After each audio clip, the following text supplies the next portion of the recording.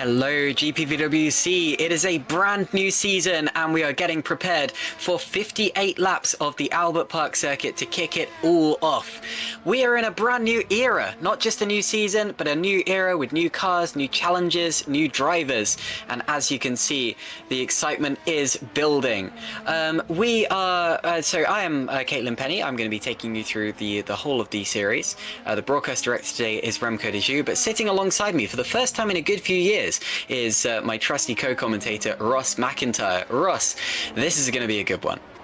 Hello, Caitlin Penny. Yes, it indeed is. As you said, a new era. There's so much to be excited for coming into 2026 here in GPVWC and, of course, here in Super League as well. We've seen all the Formula Sprints come and go. We've seen Super Lights come and go here in Australia. Now it's time for the big guns to get out there. It's time for our best drivers to show us what's in store this year. I'm absolutely sure they will, not just in this round, but in every round that we've got in store for you. First of all, though, let's do a quick recap of how we got here with the story of the 2025 season. The 2025 Super League title battle started in Melbourne on the 13th of March, but it began very badly for our two title contenders. Loic Mounier was ruled out before the race even started with internet trouble, and Jarl Tyne bogged down at the start and then fought his way back up to 5th before crashing out with just 11 laps to go. Mounier would strike back by taking pole position for round 2 at Istanbul Park and found himself in the middle of a huge fight for second place. He lines him up going down the straight, dumps the push to pass, will absolutely drain the battery, goes to the outside, and he does it. Loic Mounier gets the move done, and they come together again. They came together on the last lap in Turkey, and Loic Mounier will be second. Tyne would also get his first points on the board, coming home in 7th place. Suzuka would see Mounier line up 3rd on the grid whilst Tyne would start 9th. Norwegian's day would ultimately be cut brutally short as, well, see for yourself. You can see the THRs are together. Please tell me it wasn't the THRs who kicked this off. They're still side by side. It was! They tangle wheels!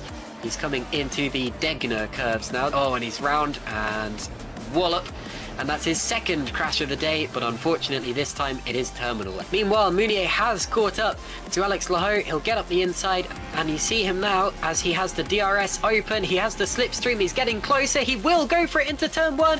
Grandfist doesn't cover it off. Mounier goes through. Loic Mounier becomes a GPVWC Super League race winner in just his 6th Grand Prix. That is amazing stuff.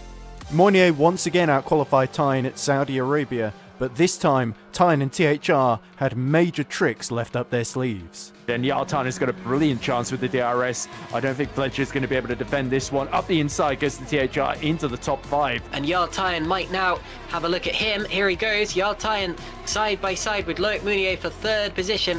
He's got to get it hooked up so as not to go into the back of Matthew Williams ahead of him. He goes around the outside of Mounier. They're so close now. What can Jarl Tyne do? What can Moritz Kropp do?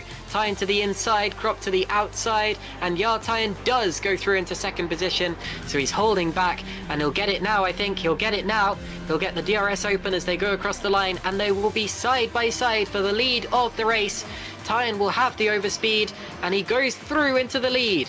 DRS wide open, and Jarl Tyne for the 3rd time today will take the lead of the Grand Prix with 9 laps remaining. Now look at Loic Mounier as he challenges Geoffrey Fournier with the slipstream and the DRS. Mounier has got through into 6th position ahead of Geoffrey Fournier. What a fantastic day for THR, and Jarl Tyne from 6th on the grid has won in Saudi Arabia. After a disappointing night in the desert, Mounier struck back for his 2nd pole of the season in Barcelona ahead of Tyne's teammate Tom Stevens, whilst Tyne fell from 6th at the start to outside of the top 10, meaning he had to fight his way back through the field. Martin goes to the inside. Martin gained by making one less pit stop than the others. Ended up staying out long enough to benefit from the rain, but Jarl Tyne has now gone through, and Tom Stevens wins the Spanish Grand Prix for the 3rd year in a row. Fantastic stuff. Loic Mounier is 2nd. Mounier would once again start on the front row for the United States Grand Prix, but he tried to snatch the lead from Moritz Kropp into the first corner with disastrous consequences. Trying to go through the middle, deciding to stick back to the racing line. Oh, huge moment for Mounier, and he clatters into Moritz Kropp. They both take to the grass, and Frelick will take the lead. That's exactly what the championship leader did not need to do there. With Mounier damaging his car, the door was open for Tyne to make a charge for the podium. Mounier, meanwhile, could only recover to 9th, on a day of damage limitation for the Spark driver. Damage limitation was also the order of the day for both drivers in Canada as they qualified outside the top 15. Tyne would come home in 9th, whilst Moynier would take the final point in 15th, only after surviving being spun around by newcomer Zeeuw Ross. After he passes Zeeuw Ross, bit of a moment into the chicane, already gets tapped from behind. Moynier was back to the front row of the grid at Silverstone, whilst Tyne was 25th with an engine penalty. Moynier was jumped at the start by Simon Frelick, however, which would prove to be absolutely crucial in the end. Tyne, meanwhile, used an alternate strategy to launch himself back up the order. Side with Carlos Martin for 6th position. This is definitely 4th position and a very crucial one for Jarl Tyne that he has to pull off to keep himself in contention for this one. Out through the final corner he comes once again, and he's going to try it even before the first corner. This isn't normally an overtaking opportunity, but he's got the speed. He twitches about and he holds it, and he'll have the inside line for the braking zone, and Tyne does get through. Good stuff there from Jarl Tyne. On the final lap, Moynier made a dive on Frelick for the lead into Stowe, and although he crossed the line in the lead, he was later deemed to have forced the Polish driver off track, demoting the Frenchman back to 2nd place. The Nürburgring would see a charging drive from Loic Moynier, who would pass both Carlos Martin and Tom Stevens with a superb manoeuvre around the outside at the Mercedes-Benz Arena. But ultimately, he would fall just short of stealing victory from a returning Jake Dennehan. Tyne had threatened to be a part of this battle as well, but unfortunately a spin at the Dunlop hairpin dashed his hopes of victory, although he did redeem himself by stealing the final spot on the podium from Martin on the penultimate lap. And look at Jarl Tyne. What an opportunistic move up the inside. Spa then proved to be a chaotic and controversial affair. Tyne would qualify ahead of Moynier, however it was the Frenchman that got the run down the Kemmel Straight to relieve him of 2nd place. Whilst Moynier fought with Martin for the lead, Tyne found himself very much in the thick of the action in a huge scrap for 3rd. The mistake that Tyne made, runs right through the grass and will somehow rejoin facing the right direction. Whoa! Right in front of Stefan Rolt, but Loic Mounier is about to get him here on the exit of Blanchimont down towards the bus stop. He can't afford to waste any time. He's going to go around the outside. They're going to touch just a little bit. Mounier gets away with it. Both going in. Coming to the pits. Wow, that was brave. They are now the battle for the lead. Whoa, that's close in the pits. And that was Schluter touching wheels with Tyne. And look at Tyne. So Tyne is side by side now with Martin and does go through. Moynier would triumph on the road, but incredibly all of the top 4 would be penalised for various incidents, with Moynier being given 2 penalties. Tyne would narrowly inherit victory from his title rival. At the Hungaroring, Moynier would take his 3rd pole of the season, but would soon find himself under attack from a fired-up Tom Stevens. But he has to be careful here as we see the move going on in front. Zeeuw Ross clears Moritz Kropp and very, very swiftly through. Follows Loic Moynier here. Cannot afford to lose any time. Around the outside comes Tom Stevens. He's using the DRS. Going to go the long way around into turn 2. There's a small gap. Stevens absolutely goes for it. Side by side, they rep wheels. And Loic Moynier holds firm on the inside as they go uphill into turn 4. Oh, around the outside. What a fabulous move from Tom Stevens. It then got worse for Moynier as his tyres began to wear and he hemorrhaged positions. First to Stefan Roth, then Tyne undercut him before Maciej Milnek and Martin then both breezed past him, meaning Tyne was 2nd to teammate Stevens, whilst Moynier was down in 6th. Monza saw Moynier 8th on the grid, whilst Tyne suffered a 10th-place penalty and lined up 27th, committing to an alternate strategy. After surviving an almighty pile-up that eliminated his teammate Stevens, Tyne ultimately put himself in a very strong position in the final stages.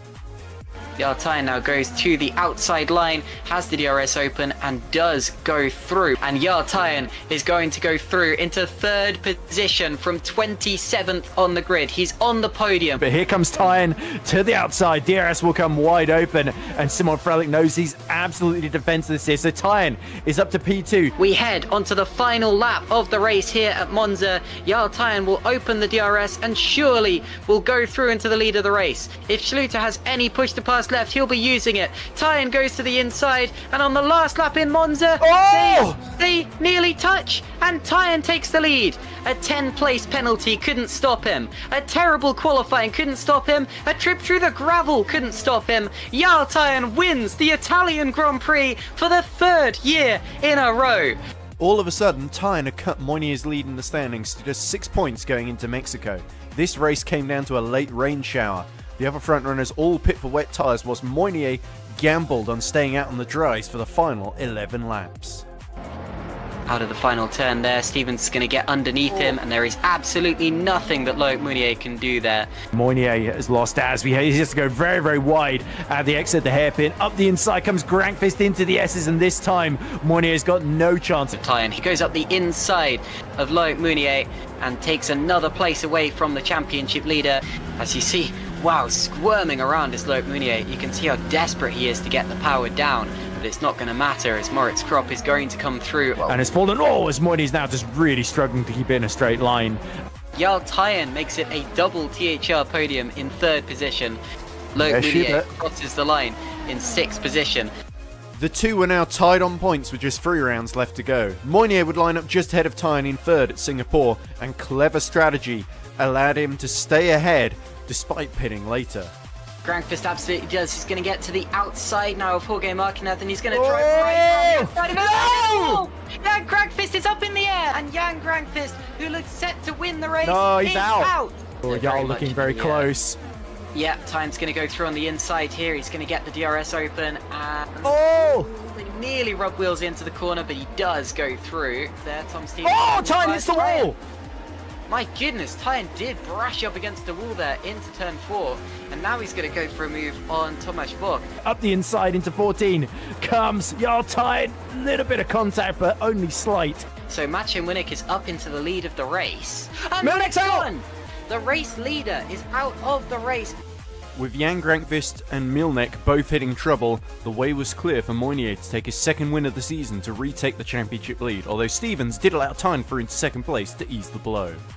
Loic Mounier wins in Singapore, and that gives him the championship lead. Jarl Tyen is 2nd. The penultimate round in Interlagos would prove dramatic for both title rivals. Tyen would change his engine and once again start right at the back of the grid, whilst Moynier made a strong start to pass Grankvist for 3rd. Look at Mounier, and he has to back out of that one to avoid his nose getting chopped off. Stevens has been picked off by Moynier. Look at them side by side through the center S, banging wheels. Stevens desperate to keep this P2, but Moynier uses a bit of push pass down the Ritter Aposta up to Decido de Largo. Turn 3. Is it going to be the spark around the outside that sticks its nose in? Stevens forces him the long way around. Side by side, that's Tyen trying to make a move on Mark Schluter, is it? And he just nips his way through in the P6 there. And actually, just ahead, I saw Jarl Tyen going for a move. That was... and look who spins it. Lahu spins it. And a big crash. And it's Krop. And is that Moynier off the road as well? So Moynier is going for a move on Moritz Krop.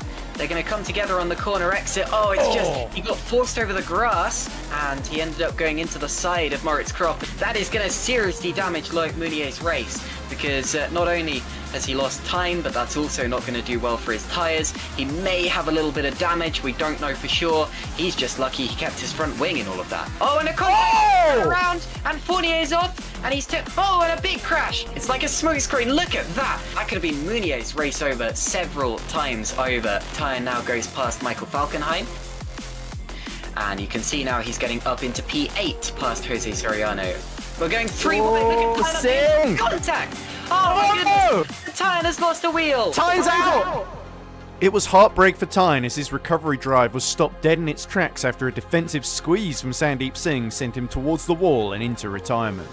With the Norwegian out of the race, Moynier had a chance to seal the championship but ultimately lost the place to Robin Panzar, meaning he had to settle for P5 and went into the final round with a 16-point lead. Moynier lined up 3rd on the grid, knowing that 6th place would be enough for the title. Tyen knew the odds were stacked against him but was determined to go down fighting. Tyen now to the inside of Carlos Martin. He goes through. A little bit of a touch of wheels as they go down the straight, a little bit of side drafting, and Martin's trying to outbrake him around the outside. Tyen's going to have to cut back and he touches him again. If he gets past Martin though, he will be right with his main championship rival Loic Mounier. Now Carlos is coming back up the inside into the turn 6 and 7 chicane here. It's very, very close. Tyen is going to lock wheels if he's not careful here. Here we go. Moynier going for the lead. And Milnek leaves the door open there. And also, Grankvist and Meunier are side by side. Meunier goes through to the podium once again. And there is Carlos Martinez up the inside into second place. He's flying. Remember, the 6th of November. I'm sure that Loic Meunier will. He twitches, he weaves, and he wins the World Championship after a thrilling season of GPVWC Super League.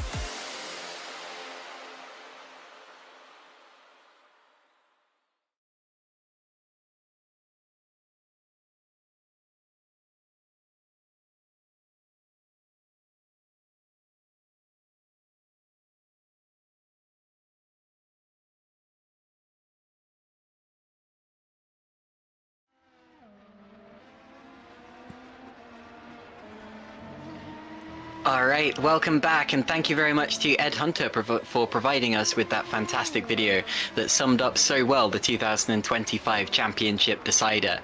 It was a tough season. It was, well, 15 rounds could barely separate them, Ross, but the 16th round, my goodness, Loic Meunier taking it by absolute storm and taking his first GPVWC Super League Championship. But remember, nobody has won 2 Super League Championships in a row since 2013. Could Loic Meunier finally break that curse? Well, we're going to find out today if certainly he has what it takes to give it a go. It's all a bit weird coming into this one. New car, new regulations, so many things to wrap your head around. Of course, if you've been watching the test streams, if you watched the Super Lights race the other day on Tuesday, then you may have a vague understanding of what we're expecting coming into this one. But honestly, Caitlin, this is as blind, as clueless as we're going to be all season as the commentary pairing, because we don't know who's going to be where. We don't know where the cars are lining up. We don't know who's fast as Maggio makes his way into the wall coming into the final corner. We are still in practice, by the way, so you can escape back to the pit lane. But it's a completely blank state. It's a level playing field for every single driver and car coming into this weekend, or this evening, should I say. So this is the first time we're really seeing who's going to be fast, where they're going to be fast, how they're going to be fast. Is one team quicker over one lap? Is another team quicker over the race? It's anybody's guess here, but we've got 9 minutes and 30 seconds left to practice. We're only going to be able to tell what's really going on when qualifying's done. Exactly. It's rare that we start a broadcast so early. This is something that's brand new for this season, where we're actually starting during practice and bringing you all of the news and updates before we get into qualifying, so that we have more time to talk to you about what's actually going on. But as you said, Ross, because this is the first race of the championship, we're going in pretty blind to this one. We've got some brand new cars, we've got brand new drivers, even some brand new teams moving up from lower categories, and we're actually going to go through pretty much all of them quickly for you now. I say quickly, we spoke about all of them in the pre-season test if you watched that broadcast, but we'll still give you an optimal rundown so that you know who you're looking at as the season gets underway, especially focusing on the teams, because I know that some of these liveries have changed a bit since last season, and we need to know exactly who we're looking at any given time. So I guess we should start, as you can see, with the TOP Esports squad. Owen McGorgy driving around the circuit in the brand new 2026 Super League car, which was so beautifully designed by Alex Folks. And thank you very much to Alex for designing this car. It's an up-to-date 2026 Formula One car in its design. The only real differences visually are that the rear wing active aero works just kind of like DRS used to. The front wing will not work with that, but that is by design. That's because we couldn't quite factor that into the rFactor 2 engine and make it work in a way that would be adequate for racing. But the rear wing still opens as it used to with the DRS, and we still have the DRS zones around the track, but there have been some changes to that as well. Only 0.7 of a second is the DRS buffer, meaning you have to be within 0.7 seconds in order to benefit from it. Back to the teams, as we were saying, TOP Esports had a fantastic 2025. They were second in the championship, but there has been a slight change there. Carlos Martin, despite being very high up in the squad, has actually vacated his own seat and put Owen McGorgy in to drive that. And McGorgy is a previous Super League race winner and could definitely do it again. He's won in Australia, I believe. And honestly, if the team finished second in the championship last year with the lineup that they had, with Owen behind the wheel this year, alongside returning race winner Shimon Frelick, this could be a squad to look out for, Ross. It could be indeed. But again, it's just one of those ones where, you know, we can sit around, we can make all these predictions going, oh yeah, these guys look fast. I like what they've done with the driver lineup. I can see the testing and the time they're putting into everything. But we don't know. We don't know what's going on. We don't know how quick everyone's going to be until we get to the checkered flag of qualifying. And that is what makes regulation changes so beautiful. It just completely shakes up the field.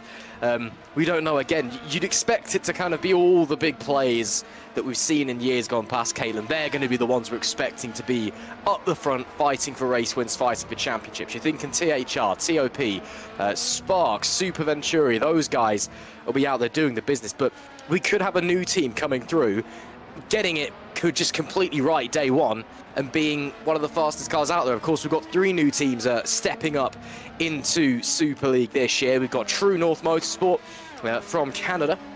We also have, as my laptop has frozen for a second, can you still hear me? I hope so. Yep, we have Lunark thank you very much. We have Lunark stepping up, and then Drake Racing also making a return to Super League, sorry, for the first time in a while. There we do see Norbert Jacob for True North, a multi-time race winner in Super Lights last season. The Hungarian exploding onto the scene.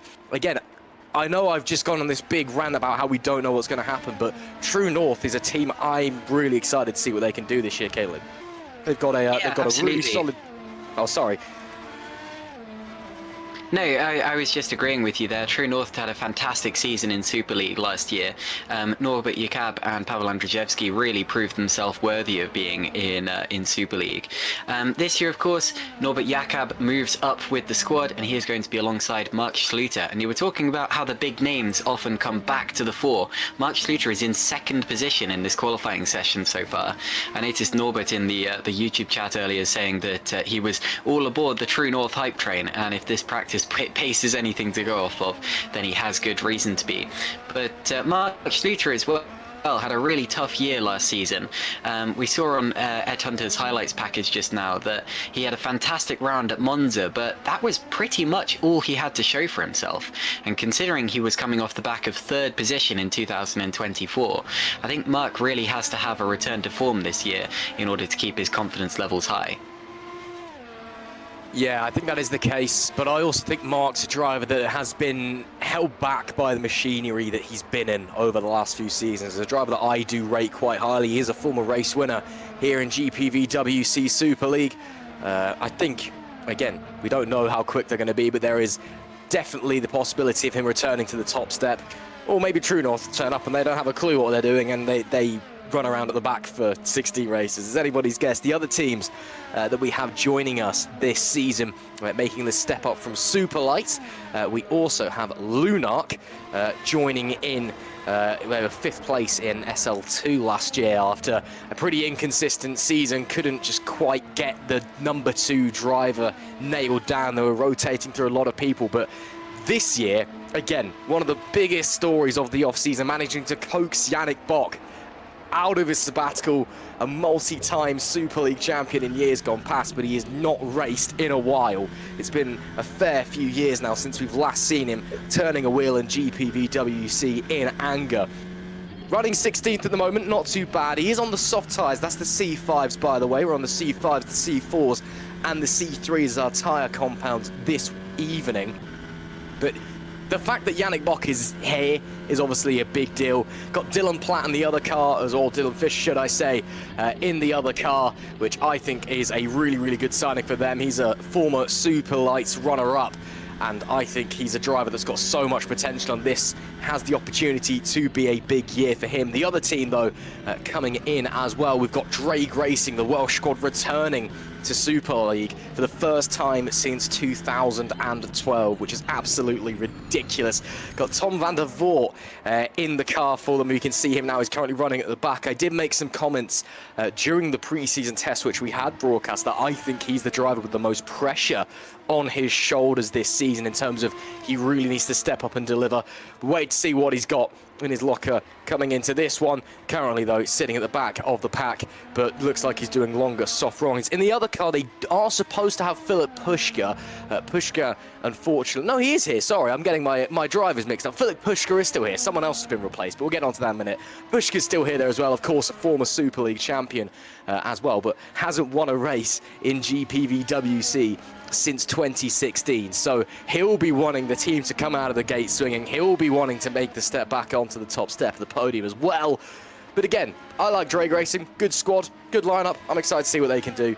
That's a very brief run through of our three teams coming into this year anyway. We've got just over a minute left in this practice session, and I'm really excited to see what's going to happen in qualifying. Yeah, absolutely. I really think that it's a stunning lineup. We actually have 14 different Super League race winners on the grid this year, including 4 champions, and Philip Pushka is indeed one of them. We'll talk you through significantly more of the drivers and teams before the start of the race. But first of all, let's talk a little bit about the circuit that we're racing on.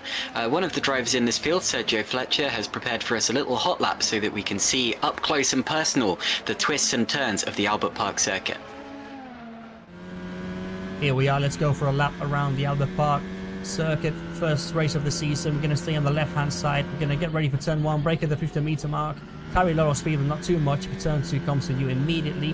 You have to make sure you stay within track limits. We open DRS in our way into turn 3. We're going to be braking at the 100-meter mark. We're going to sacrifice the entry so we can get a good entry into turn 4, which is just a left-hander to get through with a lift. And we never stop turning left because we have to pick up turn 5. Flat right up to the wall, and now we're getting to turn 6, which is an insanely fast corner. Blind, downshift into 6, chuck the car in, and it grips. The amount of grip we have is crazy. You have to make sure you get it right because it brings you to this sequence of kinks, which all you have to do is take the line with least resistance to scrub up the least amount of speed possible. Now we get into 9 and 10, which are crazy fast. We have to clip the inside curb and the right side curb and just extend just enough to keep the speed. You have to make sure you get that line right, otherwise you're off. And now we get into Ascari, which is a lot more technical than it looks. We avoid the curbs, get a good drive out of it. Now we get ready for turn 12, which is a very fast right-hander, only a lift. Now we're into turn 13, slow left-hander. We have to sacrifice it to get a good entry into turn 14, which is the last corner of the track. We have to use all the space up to the wall, and that's a lap around the Albert Park circuit.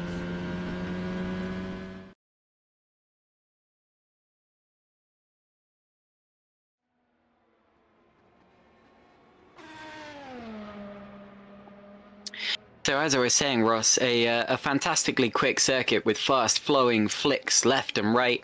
I always think of that chicane towards the end of the lap, the weight chicane, as just kind of summarizing the entire circuit for me. You're right on the limit through there, and if you go ever so slightly too wide, you're in the grass and there's not much saving it from there until you meet a very solid object. Yeah, it's a bit of an awkward track because it's a semi-permanent street circuit, so a lot of the roads here were custom made for the racetrack, but they are of course then open to the public whenever there's motorsport not in town. Checker flag is out, by the way. That's the end of our practice session. Omar Gorgi 6/10 up on Alessandro Maggio in P2, Jan Grankvist third, and you'll be seeing Aaron Vasquez in the Fraser Tartan racing car in P4. He is a substitute for this first round. I believe he won the race, the Superlights race, the other night. In fact, yes, he did. And anybody who's big into their iRacing will recognize that name as well. He made his first couple of GPVWC appearances, did Vasquez, across the 2025 season. But he is the man that currently possesses the highest I rating in the world. So it's safe to say, in iRacing anyway, he certainly knows how to turn a wheel, and sticking that thing into P4 straight away. Pretty good going. True North guys up there as well. Loic Moynier, your reigning world champion, he's in P8. Soriano 10th, Fisher 11th. So you can see there's definitely some differences in terms of run plans and what's going on. But as we're just waiting for the session to tick over and us to jump into this qualifying session, we can really see what everybody's able to do. Of course, Owen McGorgy looks like he's laying down a bit of an early gauntlet there with that 1:16.327 out here in that practice session, which is mighty, mighty quick. Lap record round here is a 1:17.083. That was set by Yannis Volburn back in 2022. That's our GPVWC lap record. The fastest lap that's ever been recorded here at Albert Park is a 1:15.069, which was set by Lando Norris in one of the F1 qualifying sessions last year. Qualifying time, the green light will be on at the end of the pit lane. It is so now. Of course, Caitlin, a private qualifying session. It's all about just what these drivers can do. It's themselves in the cars. There's no traffic. There's no slipstreaming. It's just raw pace. Yeah, it's one of the most unique things that you can do in sim racing. It's a simulated qualifying session where all 28 cars get their own version of the circuit. It's basically duplicated into parallel universes, and it means that we don't have to worry about, like you said, about slipstreaming or about other cars getting in the way. If you wanted to do something like this in real life, it would take you whatever 28 times 15 minutes is, so it would take you a very long time. That would be 7 hours, I believe. So that's a long time, and you would get changeable conditions as the session continues, and obviously it wouldn't end up being that fair at all. But here in sim racing, you can obviously do 28 versions of the same session at exactly the same time with exactly the same conditions, which makes it pretty much as fair as it can possibly be. Talking of fairness, GPWC of course is one of the only sim racing championships in the world where the cars evolve as the season goes on, where there's research and development from the teams, so that they can update not just the setups of the cars but the actual cars themselves. It's a very unique thing that GPWC has, but it hasn't started yet. These cars, for all intents and purposes, are exactly identical. The only differences are the liveries and the individual setups of the cars, the things that they can tweak, such as suspension and aero. But the actual cars themselves are pretty much identical, and that means that this is the fairest race that we will get in this championship, and the running order will be dictated pretty much entirely by the drivers instead of by the manufacturers, the engine and car manufacturers, and that always makes the Australian Grand Prix, or whatever the first race of the season is, one of the most unique Grand Prix on the calendar. We're currently looking at Alessandro Maggio for Valley Esports, and don't forget, Alessandro took pole position last year before being demoted to 6th on the grid. That was a big twitch there, the car looking very lively through the weight chicane, but he got demoted to 6th on the grid due to an overhanging penalty, and then ended up crashing out of the Grand Prix itself after dropping back a little bit. He'll be hoping for even better this year, but we saw in qualifying, in practice rather, he was right up towards the front of the field and could be a genuine contender for pole position again. I have been told that Owen McGorgy, when he set his lap in practice, was using both qualifying mixture and push to pass, so it's not an entirely representative lap. I don't believe you can use push to pass in qualifying, so it means that we're not likely to see 1:16.3s like we saw in practice, but we are likely to see some very quick laps and some very tight margins at the top of the field, as McGorgy himself crosses the line and only goes second for now, behind 2024 champion Jan Grankvist. Well, it's still early doors, still early banker lap, still 1 minute and 45, or 11 minutes and 45 left in the session, should I say. So time to readjust, go back to the pit lane, maybe make some adjustments, or the ones you can make when under park firm conditions, and then go out again. As we're currently seeing Eros Masciuli making his way down to the bottom end of the circuit before coming into this final section. But yeah, very solid lap there from Grankvist early doors. Around this 5.3 kilometre or 3.3 mile lap. 14 turns here at Albert Park, 9 to the left and 5 to the right. Masciuli sticks it into 15th place. Of course, we have to remember there has been a rule change regarding qualifying as Tom Stevens abandons his lap and your tyre choice at the start of races. It used to be that the top 15 in qualifying, you started the race on the same tyre compound as you set your fastest lap in qualifying in. That has now changed.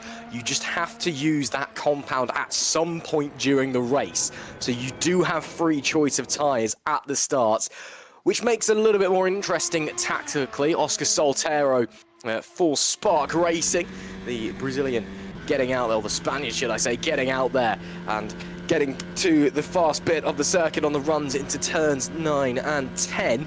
Again, because we run a slightly different, more simpler battery system than Formula 1 do, even though this is all based off of the Formula 1 regulations, there is no need to worry about super clipping or any of that nonsense, downshifting while on full throttle. Goodness me.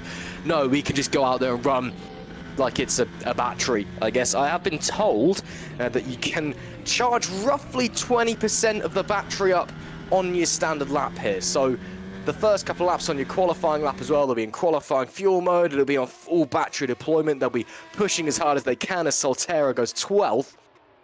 They'll be using a lot of battery. In the race though, even though this is quite a battery intensive track, they should be alright just to gain it back up, as Thomas Vackers, how's he had a spin there, I'm not entirely sure, but he's managed to get it going again. Yeah, well, that's coming out of the really fast turn 6. That's where Jarl Tyen had his accident a year ago. So it is a place where you can have a crash, especially if you get a tyre in the grass. I bet that was a really ugly one where he was fighting it for a good few meters before it eventually snapped around on him. And we have heard from the drivers that these 2026 cars do feel a lot more lively. It's worth noting that they're narrower and shorter than the previous generation of cars, which does technically mean that they should have slightly less mechanical grip, and it will be slightly easier for them to lose control. To be honest, they have less grip in total because there's a little bit less aerodynamic performance as well, although what they lose in that they make up for in power. And while we don't quite have the 50-50 split of battery and engine power that you get in the real world of Formula 1, we do still have a big healthy dollop of boost that the drivers can use throughout the race, and we'll be explaining that in due time. But Ross, you were right to bring up the new tyre rules. You do not have to start the race on the compound that you qualified on, but you do still have to use that compound at some point during the race. In the past, what that's meant is that drivers have really had to think about where they want to qualify. And I know that sounds counterintuitive because you want to qualify right at the front of the field, but we saw some races last season, such as Monza, where Jarl Tyen deliberately qualified outside of the top 15 in order to go onto a different tyre compound, and eventually ended up winning the race from 27th on the grid, which, while spectacular, you could argue shouldn't be allowed to happen, as Maggio goes second, and look at Vasquez across the line. Ooh, no improvement, but he was close. Stays in 4th position there.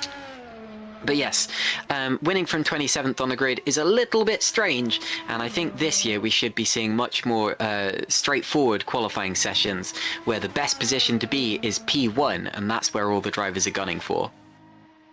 Still time for things to change though, even if the laps aren't quite getting nailed just yet. Here's Macho Munich in the Holland Racing Team car. He's gone purple sector 2, but we're seeing a lot of drivers doing that. The track is running considerably cooler than it was on Tuesday night for the Super Lights race. About 8 or 9 degrees cooler than it was at that point, about 40 degrees Celsius as it stands. So that is going to have a big effect.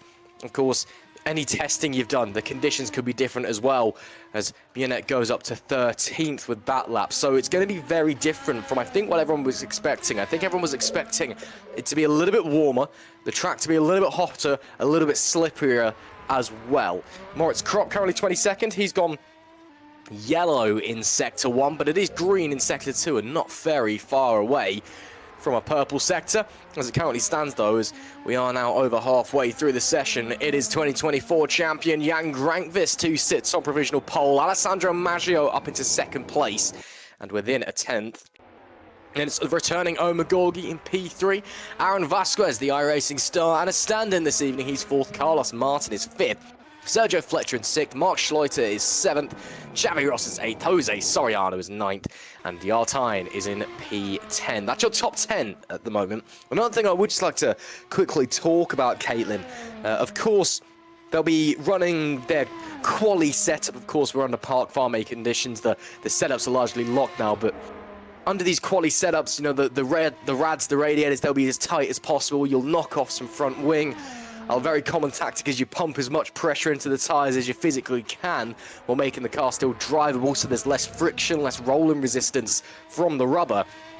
These are all things we need to consider. What are they changing into the races? One of the things we saw from Superlights on Tuesday, which may be different because it's a bit cool here, but we saw a lot of people with their engines smoking and a couple of drivers actually having the motor go bang because they were running too warm, the radiators were too tight, as Soltero goes to 11th out on track as well.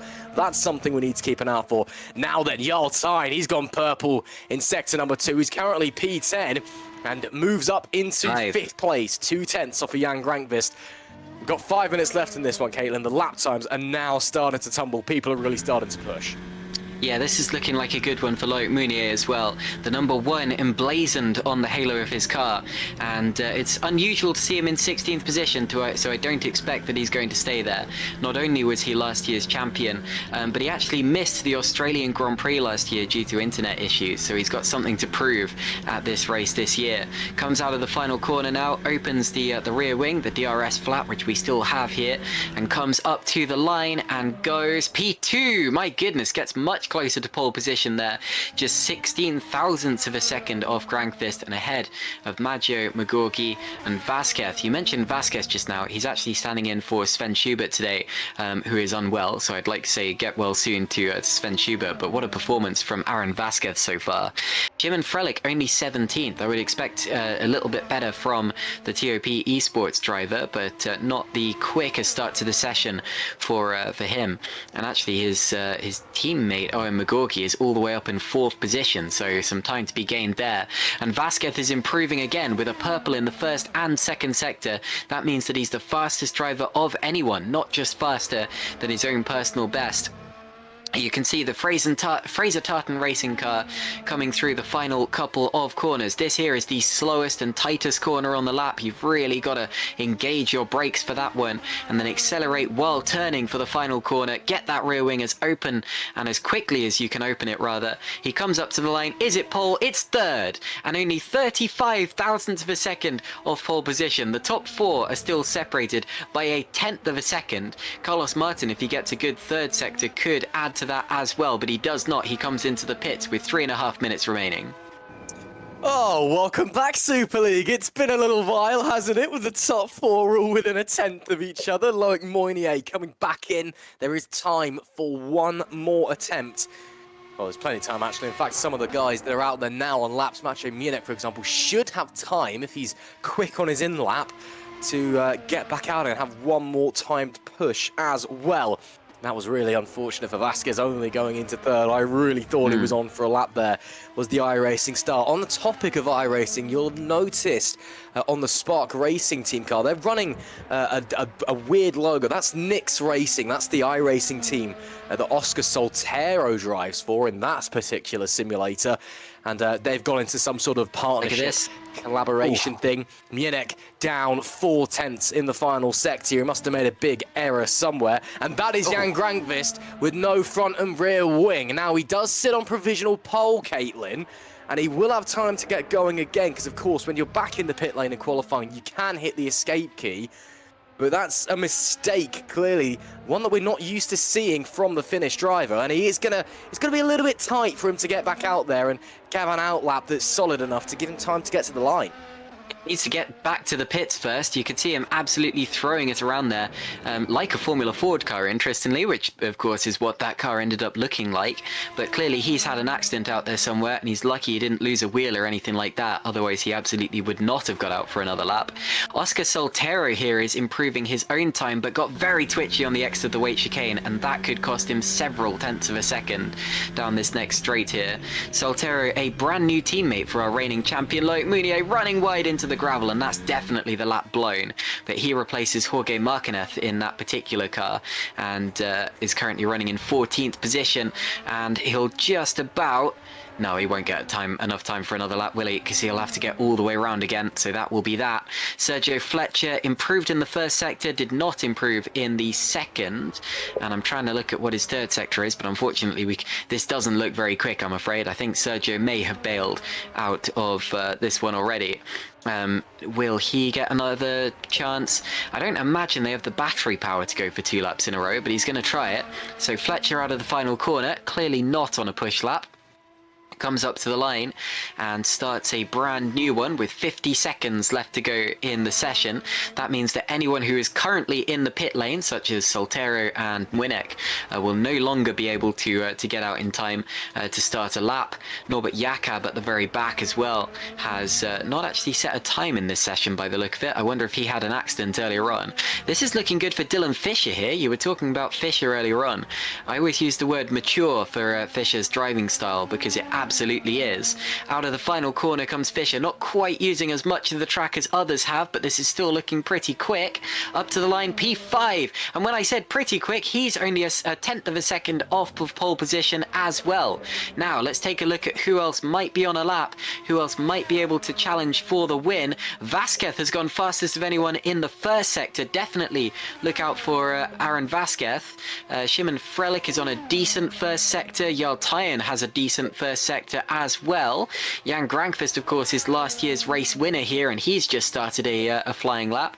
And Vasquez now with a quick second sector as well. This could be a contender for pole position for Aaron Vasquez, the iRacing star, the top star in iRacing. And to be honest, I've got no idea how he does that and manages to make time for GPWC, but we're about to see just how much time he has made.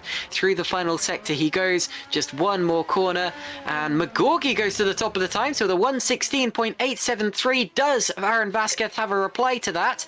Across the line he goes, second, less than half a tenth of a second off. Jarl Tyen comes up to the line now, and Tyen, the runner-up from last year's championship, goes fourth. Tyen is fourth, and Jan Grankvist now, the winner of the last year's Australian Grand Prix, the 2024 champion, also has a chance now to improve. Up to the line he goes, and he stays third. I think it's going to be McGorgy, Vasquez, Grankvist in the first qualifying session of the year as Yannick Bott comes back into the pits. The other drivers bail out while out there on the track. I think that might be the lot there, Russ. What a lap time from Omar Gorgi just before he headed out for that final push attempt. He just shot me a message on Discord saying, watch my lap. My sector 1's going to be pretty bad. My sector 3, though, watch that. He was a tenth quicker than anybody in that final sector. Awesome stuff. Welcome back to GPVWC Super League. Omar Gorgi, who takes the opening pole position of the season. It's Vasquez in second place, Grankvist third, Jarl Tyen fourth. Loic Moynier is fifth and Mark Schleuter alongside row 4, Alessandro Maggio and Dylan Fisher. Then it's Carlos Martin, P9, and Sergio Fletcher in P10. We've got 9 different teams in that top 10, which is ridiculous. Jose Soriano in 11th place, Tom Stevens 12th, Jarry Rose 13th, Philip Pushka is 14th on his return with Drake Racing. Shimon Frelich, who we disappointed with 15th place. I can imagine the Polish driver will be looking to improve in the race. Oscar Soltero is 16th. Lucas Murno leads the Lion GPFenster.com effort in 17th place. And it is Moritz Kroppen 18th. Yannick Bock is 19th on his return. And Maciej Mienek is in P20 for HRT. And then we'll see our final 8 drivers. Now again, we're only running 14 teams this season in Super League instead of the normal 15. It's Eros Masculi in 21st, Thiago Mello in 22nd, Jukka-Pekka Lalu is 23rd, Jeffrey Fournier 24th, Thomas Schwach is 25th, Danny van der Neet is 26th, Tom van der Voort is 27th, Norbert Jakab did not set a time, and I don't believe that he had any outstanding penalties coming into this season, so I'm assuming there's been some sort of technical issue or he's had a crash on his outlap, so he'll be starting from the back. A disappointing way to kick off 2026 for the Hungarian. But that's our grid then, Caitlin. Coming into this one, of course, we'll have 10 minutes of warm-up, and then we'll be 5 red lights and we go racing. The absolute gumption on Owen McGorky to text you and be like, what's this? Watch this, before going out and blowing the field away. Hold my alcohol-free beer, but absolutely, Owen McGorgy, what a lap time there. What a return to GPWC Super League. He won this race in 2024. I think he has a very good chance of winning it again today. And look at that, a second covers pretty much the entire field, down to 26th position. That is GPWC Super League. That's the Australian Grand Prix, the first race of the season, really being the closest that you can possibly get in sim racing. And if there's anything you need to show you the quality of this field, I mean, it's got to be that. I mean, there are drivers who would be considered world class in other sim racing championships who would turn up here thinking, yeah, all I've got to do is get within a second and I've got a chance of winning. And they end up 27th on the grid. What a series this is, Ross.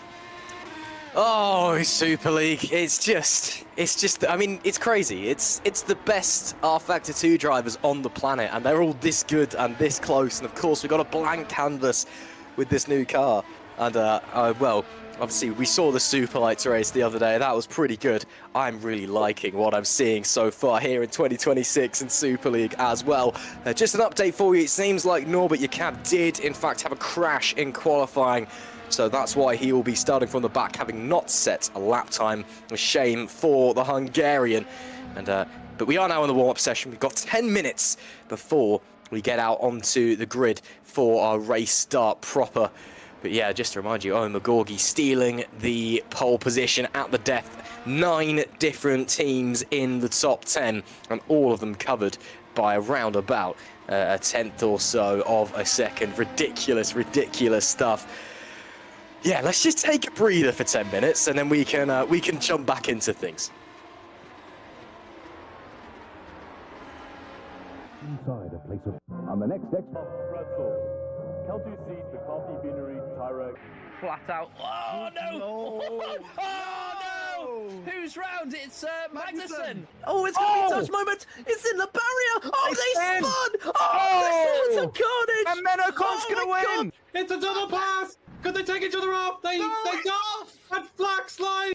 It's a victory for the Tuties! They touch. They're now. Oh, no! Soriano's gone around and met the wall. Mitchell will go through. As they go uphill into turn 4.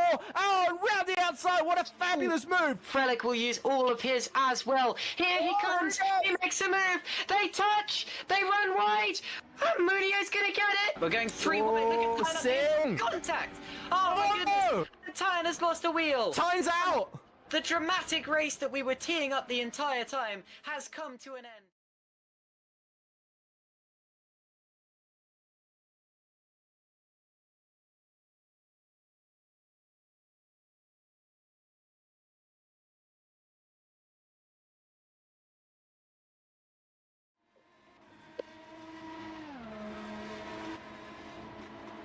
So what a qualifying. We have a returning Owen McGorgy to the top. We have Aaron Vasquez doing extremely well on, remember, what is supposed to be a one-off appearance here in Super League. I wonder if he has a good result here, will he attempt to commit to a bit more of the Super League season? I think, well, he's got a good chance of winning Super Light, so we'll see about that. But yeah, we've got brand new teams near the top of the field as well. True North doing really, really well. I'd like to also highlight some of the other drivers that we have in this field who we haven't mentioned just yet. Normally at the very first round of the championship, we talk about all of the rookies, the people who are making their Super League debut in this race. But the funny thing about this one is there's only one, as far as I'm aware.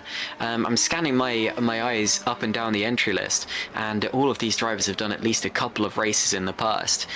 Some of them haven't done full seasons. They've done reserve driver roles, and they've stood in for drivers when they were ill or unavailable. But I believe the only driver who has never started a Super League race before is Thiago Mello, who is racing for the Lion GP squad. Now, Lion GP, I saw earlier in the YouTube chat someone was saying that we'd missed a new team. I think that was someone being a little bit tongue-in-cheek. Lion GP is a rebrand from AKA Hero.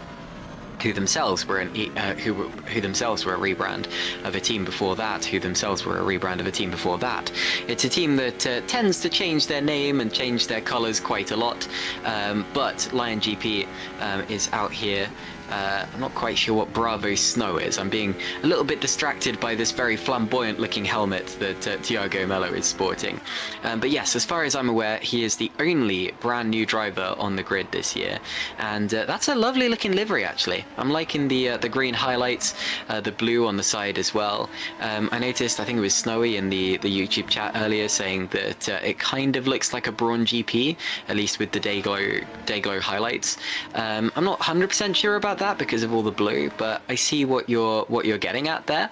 And yeah, with Thiago Mello, obviously they have a big mountain to climb ahead of them, being not just the only rookie on this Super League field, but having to adapt to it at a time when we're trying to get used to these new cars and everything like that. But to be honest, I think if there's a time when I would like to be a rookie, it would be right now. You know, if you come into a field when you know, the cars are similar to the ones that you've been running for the last 4 seasons, and these drivers have been racing them over and over again, week in and week out, and putting in hundreds of practice laps. The time when I would personally like to make my debut would be when it's a little bit less established, you know, a little bit more of a shake-up of the order. So I think Thiago Mello has done this at the right time, and yeah, I wish him the best of luck on his debut. Yeah, it's obviously it's a bit awkward if you're jumping straight into things from a GPVWC perspective and you haven't really done that much international competition. Thiago himself is a big name within the Brazilian sim racing sphere. Bravo Snow, by the way, Caitlin, that is the that's Magorgi, I believe, going off the track there. Bravo Snow is actually the Brazilian sim racing team that used to race in GPV in the Atlantic Series years and years ago, back in like 2015. And they've entered a technical partnership with Lion GP, who obviously have taken over the branding from AKA Hero, who shut down their sim racing division at the end of last year. Lion GP, typically an iRacing team. Michael Teichmann, who runs this squad, he apparently just knows everybody within German sim racing. So he was managed to get their Lion GP on board, and then Bravo Snow kind of came into the conversation. They've agreed this technical partnership, and part of that is they get 2 lovely Brazilian drivers in the form of Lucas Murno, who you can see on your picture now, and Thiago Mello. Couple of other pointers I just want to make over the last 2 minutes and 40 seconds of this practice session. First things first, through turns 6 and 7. If you were watching the Formula Sprint 1 and 2 events last week, you'll have noticed some of the cars were running the gravel line, so to speak. They're actually dipping a wheel into the gravel on corner exit because it was faster than not doing that. Again, the beauty of R-Factor 2 13-year-old odd physics. It's not quicker to do that in the SL1 and SL2 car. So if anybody does dip a wheel into the gravel, it's because they're understeering there, because these cars are really struggling with understeer at the mid-corner exit on turn 6 and the transition into 7. It likes to overload the front tyre a lot as well through there, and then it bites. So if there is going to be anybody crashing on the next end of the corner, it's probably going to be there as the car bites and spits them out. So that was just one of the things I want to say. In fact, we'll just see it now from Lucas Murno as he comes into this section here. So you'll see him gets all the way to the white line, doesn't quite run the gravel on the exit. If anybody does run and dip a grill, and you'll see that dust getting kicked up, that's because they've just understeered off of the racetrack. There's 1 minute and 30 left in the warm-up session, and it is your reigning world champion, Loic Moynier, who currently sits atop of the timing sheets. Oscar Soltero, though, in P2 for Spark Nick Spin Racing. He's in P12 at the moment. Doing a solid job out there is Soltero. And, well, we'll have to wait and see what he's got in his locker. But, of course, he's got the world champion as his teammate, so you can't immediately expect them to be on par. Yeah, no, Oscar Soltero. He was a reserve driver last year. Did some races for Epic. Did pretty well. It's a difficult one, being teammates with the world champion. It's very similar to, you know, Isaac Hadjar having to jump in alongside Max Verstappen. I've just realised Max Verstappen is not the world champion, but you get the comparison with a driver having to go up against an established world championship winning driver, at least a world championship capable driver. And for Oscar Soltero, it's It's also a blessing because you then have a very powerful ally. You have someone who knows how to make setups. You have someone who knows how to be quick and get the absolute maximum out of the car. But it really does show you up if you're having a bad day, you know, because if you're not gelling at a track, there is a chance as well that it might be a setup thing, but if it's not, then your teammate's going to be at the front while you're right at the back, and that does not look like a good thing. So it's a blessing and a curse. For Spark, I think it is a step up. No disrespect to Jorge Martinez or Vincent Gutt, indeed, who drove some races for Spark last year. But I think Oscar Soltero does have the edge on them as a driver. Definitely does have the capability to be better as well, to be a top 10 driver in GPVWC Super League. And we just have to wait and see what ends up happening with Oscar. As we see Jukka-Pekka Lalu, of course, who is also the teammate of a world champion and has been for many years now. Jukka-Pekka very loyal to the Super Venturi squad, and Super Venturi in turn very loyal to him. He's been on a slight downward trajectory the last couple of years, unfortunately, and last year was a really tough one for him. But with these brand new cars, you absolutely never know, and I think that Jukka-Pekka is still very committed to GPVWC Super League and still wants to do very well, and I'm looking forward to seeing what his charge can bring him this year. Should be interesting. Checkered flag is out in this warm-up sessions. We are moments away from going racing for 58 laps here at the Albert Park circuit to kickstart the 2026 GPVWC Super League season. And boy, oh boy, are we excited for this one as the drivers making their way back into the pit lane. Should be interesting to see what's going to happen. I've just had it pointed out to me that with Norbert Krab crashing in qualifying, that is officially the first spin bit of the season. So congratulations to Norbert for getting that one out of the way nice and quickly.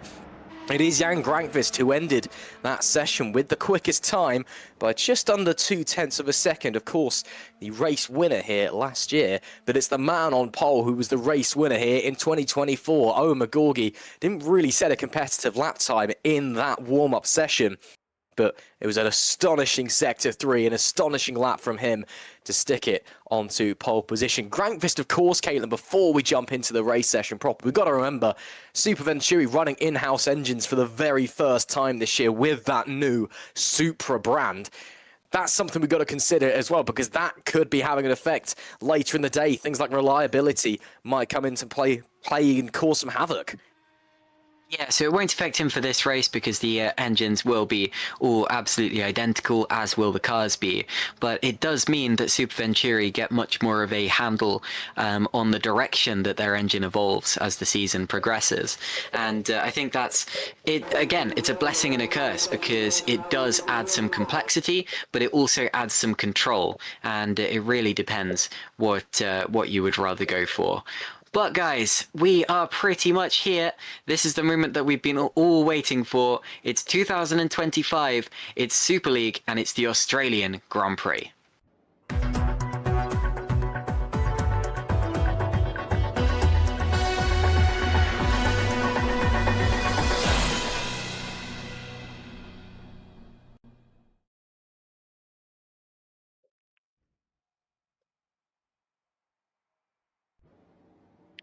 We are just preparing now for the warm-up lap, the formation lap before the start of the Grand Prix.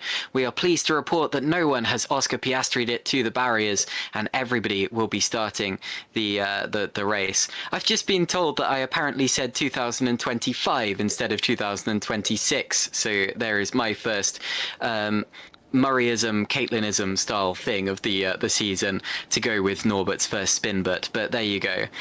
Onto the grid go the 28 cars who will take part in the Grand Prix. They pull away now, and we can take a look at the starting order in the order that they will line up. It will of course be Owen McGorgy taking pole position for the Australian Grand Prix as he won 2 years ago. Aaron Vasquez alongside him. My goodness, so super sub. Can you say that again? Jan Grankvist in third, followed by Jarl Tyen, last year's runner-up, then Loic Mounier, last year's champion, and Mark Schluter, third in 2024. Then it's Alessandro Maggio, last year's pole sitter, and Dylan Fisher. I don't think I've commented on that, but that's a very good qualifying from Dylan.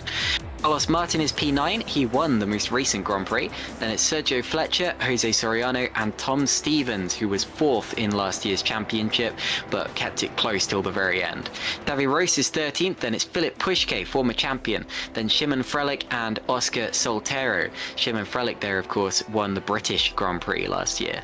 Lucas Murno is P17 for Lion GP. Then it's Moritz Kropp, Yannick Bock, a returning champion in his own right, and Maciej Winnick starts 20th position after also winning 2 Grand Prix last year.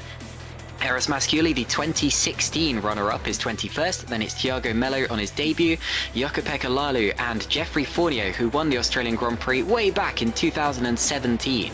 Tomas Vok is 25th. Then it's Danny van der Neert, Tom van der Voort, and Norbert Jakob, and they will round out the field in the returning Drake racing car and the brand new True North Motorsport car.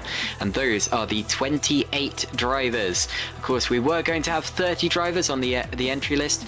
Epic Racing pulled out after the entry list was announced, but 28 drivers is still a very competitive, very stacked grid, especially with the lineup that we have.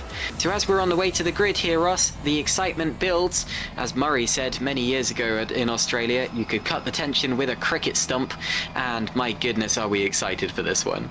Oh, we so are. Of course, if this is your first time watching GPVWC, head to the description, join the Discord, head to the website, find out how you can get involved. But we are about to witness, 28 of the best sim races in the world, leave it all on the line and kickstart their 2026. Omar Gorgi, of course, former race winner here, taking pole position as he comes straight back into Super League for this year. And of course, I've just been reminded that he's got a cutout of himself outside the crash bar at turn 6. You can go and see that. But everyone's making their way around the final corner, Caitlin. This is what it's all about, isn't it? This is what we've been waiting for. Let's get this season going. Absolutely, and we've been so excited we've neglected to even take a look at what tyres the drivers are starting on, because that is a free choice this year, but we'll get onto that in just a second as we wait for the red lights. The drivers are looking ahead to turn 1, they're looking ahead to the rest of the race, they're looking ahead to the rest of the championship, and when these lights are out, 2026 will be underway as it is now. Owen McGorgy gets a good launch actually, he's already pulling away from Aaron Vasquez, but he will have the inside line, and McGorky does take the lead. Grankvist gets through cleanly in 3rd position. Mounier is up to 4th. Then it's Maggio and Tyan up to turn 3 now. This is the first real heavy braking zone of the lap. This is where overtakes can happen for the first time. Mark Schluter to the outside. He gets back up into 6th position ahead of Jarl Tyan. Looks to have been a clean start, at least at the front. McGorgy continues to lead. He's got nearly a second ahead of Vasquez already. That's very wide for Sergio Fletcher now, who's going to be side by side with Carlos Martin, and he maintains that 8th position as they complete the first half lap. And already McGorgy has built out a second advantage. He breaks away from that tow. Alessandro Maggio in 5th position now. He's up 2 places from his starting position. That was a very quick getaway for Alessandro himself. Dylan Fisher down 3 places. He started this race in 8th, and he's down to 11th now as you see Rose all over the back of Soriano. He takes a look to the outside now as we come towards the end of the first lap. Gives him plenty of room on the apex and does make that move stick to Xavi Rose. Right in that mix there is Lucas Murno in the second Lion GP, well the first Lion GP car as it is. He completes the first lap cleanly as well. So at the end of the first lap, Ross, it's McGorgy, Vasquez, Grankvist, Mounier and Maggio, and I believe all 28 cars still have their front wings. They're still running in this race. Yeah, everyone got away cleanly. What is this, guys? If this is sim racing, someone's supposed to have had a career-ending accident by now, surely. Great start, though, for McGorgy off the pole position, clearly trying to bolt away. Again, you've got to remember DRS this year, the activation point down to 0.7 of a second, not your standard 1 second. But McGorgy clearly just wanting to vanish off into the distance and then control his own race from there. We are expecting a 2-stopper, of course. McGorgy, he started on the medium tyre. That's the C4. I'd expect him to probably go medium soft to the end. Vasquez, who's just been dubbed by Grankvist. Yeah, Grangfist has got up to second there. As you can see, he started on the soft tyre to absolutely bolt. And I was asking Toby Davis earlier, what are the chances that we will see a driver start on those soft tyres and bolt and go for it as quickly as they possibly can? And he was saying that it's entirely possible, but to be honest, I didn't expect to see quite as many drivers as this doing that. Grangfist's on the softs, Maggio, Schluter and Fletcher all on the soft tyres as well. McGorgy is on the compounded tyre that I expected more people to go for, the mediums. It's kind of the best of both worlds, where it'll last you a little while, but it won't be quite as quick as the other tyres. So watch for Jan Grangfist now. He's going to take that gap back in. He's going to get back within DRS range of McGorgy. And now the question is, can he get past him quick enough to really take advantage of those softs? Yeah, going to be interesting to see how quickly that Grangfist can get through McGorgy, or if indeed he can even get up to the back of him. Of course, he could get caught in the dirty air. That is a very real possibility here on lap number 3. But look at that. Well, again, it's 8 different teams all in the top 10 as it currently stands. We've got 2 valets and 2 THRs. Apart from that, everybody out there scrapping on their own, trying to lead their squad's charge. It is McGorgy that still leads from the pole position, but your 2024 world champion and pound for pound one of the best sim racers in the world right now, Jan Grangfist, who is putting on the chase on that soft compound tyre. Yellow flags in sector 2. Hopefully everything is all okay. It's gone away as quickly as it arrived. Looks like nobody's lost their front wing or anything, and that being said, Danny van der Neet has in fact lost a front right tyre and is down and out of the race, our first retirement of the season.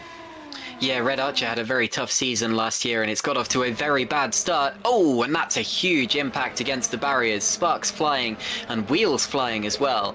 And that is a very dead car. So Danny van der Neet will be out of it. He is the first retirement of the 2026 season. And hopefully we can get a replay from a little bit further back than that. There's another driver, and that's Murno. No, it's not. That's Thiago Melo coming into the pits, who has clearly picked up some damage in that one as well. Whether that is related to the Danny van der Neet crash or not remains to be seen, but we will see in due time. Now, like we said before, the DRS is down to just 7/10 of a second, so you need to be within 7/10 of a second of the car ahead to benefit from it, and that's why Grangfist is pushing so hard to get back behind Owen McGorgy. One thing that we saw a lot of last season was the so-called DRS train, where drivers would get right up behind the car in front of them, but not even attempt an overtake, because it was quicker to stick behind the car ahead than to really benefit from the strategy that would be quickest on paper. That's one of the ways that Jarl Tyen won the Italian Grand Prix, because he found that even on a tyre that wasn't the best, you could just kind of sit behind the person in front of you and they would drag you along and you'd have absolutely no trouble keeping up. Talking of traffic ahead of you, I've just noticed that Thiago Melo has just come out of the pits not far up the road from McGorgy, Grangfist, Vasquez, etc. So we're probably going to reach our first lappery of the season a little bit earlier than we would have expected. Hopefully that goes down without a hitch for Thiago Melo in his first Grand Prix. But he's got an angry battle pack chasing him down with McGorgy, Grangfist and Vasquez, the top 3 in that order. All of the top 3 on different tyre compounds, showing you that it's really quite an up in the air race right from the start. And we'll have to wait and see exactly what happens when they get to that back marker. Well, of course, there'll be blue flags that have to get out of the way. Vasquez and Moynier side by side into turn 9. Moynier is going to get it done. World champ moves up into the podium places. Not done yet, though, Caitlin. Yeah, that was a really good move, sweeping around the outside into the weight chicane. You could tell he had the overspeed with the aid of DRS. There's actually 4 DRS zones on this lap. And look at Maggio now sweeping down the inside. Vasquez got a really bad exit to the corner. Maggio took advantage, and now you've got Schluter taking advantage as well. And outside overtakes seem to be the order of the day so far. That was incredible. Whoa! And Vasquez in... Oh, and it's a huge accident! Vasquez flips the car over, the rear wheel is off, and unfortunately a very promising qualifying performance for Aaron Vasquez is going to mean absolutely nothing. He's won the Superlights race, but now he seems to have won himself a trip in an ambulance, because out of the race goes Aaron Vasquez on just the 6th lap of action. Wow, that was a huge incident. Just looked like the floor of the car almost got caught on the curb or something like that. Let's have a look here as he becomes our second retirement of the day. So we're side by side there, going into the left-hander. Entry looks okay. It's a bit of a wider entry than you want. Yeah, just catches the curb. Wow, and then he was obviously distracted. Yeah, he was distracted by the overtakes going on ahead of him. He was caught up in the dirty air. He got a little bit wide coming out of the final corner. The curb unsettled him, and then he just was not able to catch it. And he got a very unusual world view there. I know there's a lot of jokes about Australia being upside down, but for a second there, I think Aaron Vasquez wanted to experience being the right way up again. Yeah, well, he certainly got that one. Big shame, though, for Aaron Vasquez. And again, a stand-in performance that for 5 laps was going very, very well. And then, yeah, all comes to naught. It's these cars, they've got very, very simple flaws compared to the cars of years gone past. It's a lot more flat. So it is quite easy to, you know, catch things on that as well, because these guys are trying to extract every single little percentage of performance they can. So they're running the cars very, very low to the ground. In fact, you'll see it as they're coming up this second straight. They cut across to the left-hand side of the track very sharply and a lot earlier than you normally would here at Albert Park. And that's actually because if you take the normal line that you'd expect to take, because they're running the cars so low to the ground, the car's actually bottoming out and you're at risk of skinning it off and having an accident, which is why they then cut over to the left, because the car doesn't bottom out down the left-hand side of the racetrack. So maybe something to do with that as well. Maybe Vasquez running the car really, really low, it just bottomed out over the curb and sent him round. Who can tell, I suppose. As it currently stands, though, lap number 7, and everybody still very much pushing onwards. Here goes Oscar Soltero looking to the outside on the remaining line GP car, Lucas Murno. That is brave from the Spaniard, and the Sparks next car gets it done nicely. So much more overtakes going on in the early stages of the race than we would have seen last year. Last year it would have been frantic as anything for the first lap, and then they'd have all just kind of slotted in behind each other and waited for the first pit stop. We're not seeing that this year. This year they're really going for it. They're swapping and changing. We've seen a couple of accidents already, admittedly not through contact from what we've seen, but drivers just kind of dropping it in the dirty air. But they definitely seem harder to drive than they were last year, but also easier to make overtakes with if you can get within that range of your opponents. Looks like Thiago Melo has now been lapped by the first few leaders. Sergio Fletcher there just ahead of him in 7th position is the last car to have got through, so nice and clean so far as McGorky continues to lead from Grangfist. I didn't see obviously what happened to Thiago Melo, but I hope he's not too disheartened about it. The most important thing with your first Grand Prix is just that you finish it to get off on that right foot, and then you can go from there and build as the season goes on. It's still a long season, 16 races. I know it's nowhere near as many as we have in Formula 1, but it'll take us right up until nearly the very end of the year, and he's got plenty of time to learn and to build on that. He does indeed. I tell you what shows that we really have entered a new season, Caitlin. It's the fact that we've made it to lap 8, almost lap 9, and Alessandro Maggio's still in the race. That's a positive sign that he's not disconnected yet. Well done. I think he's made it further here than he did in half the races last year, to be honest.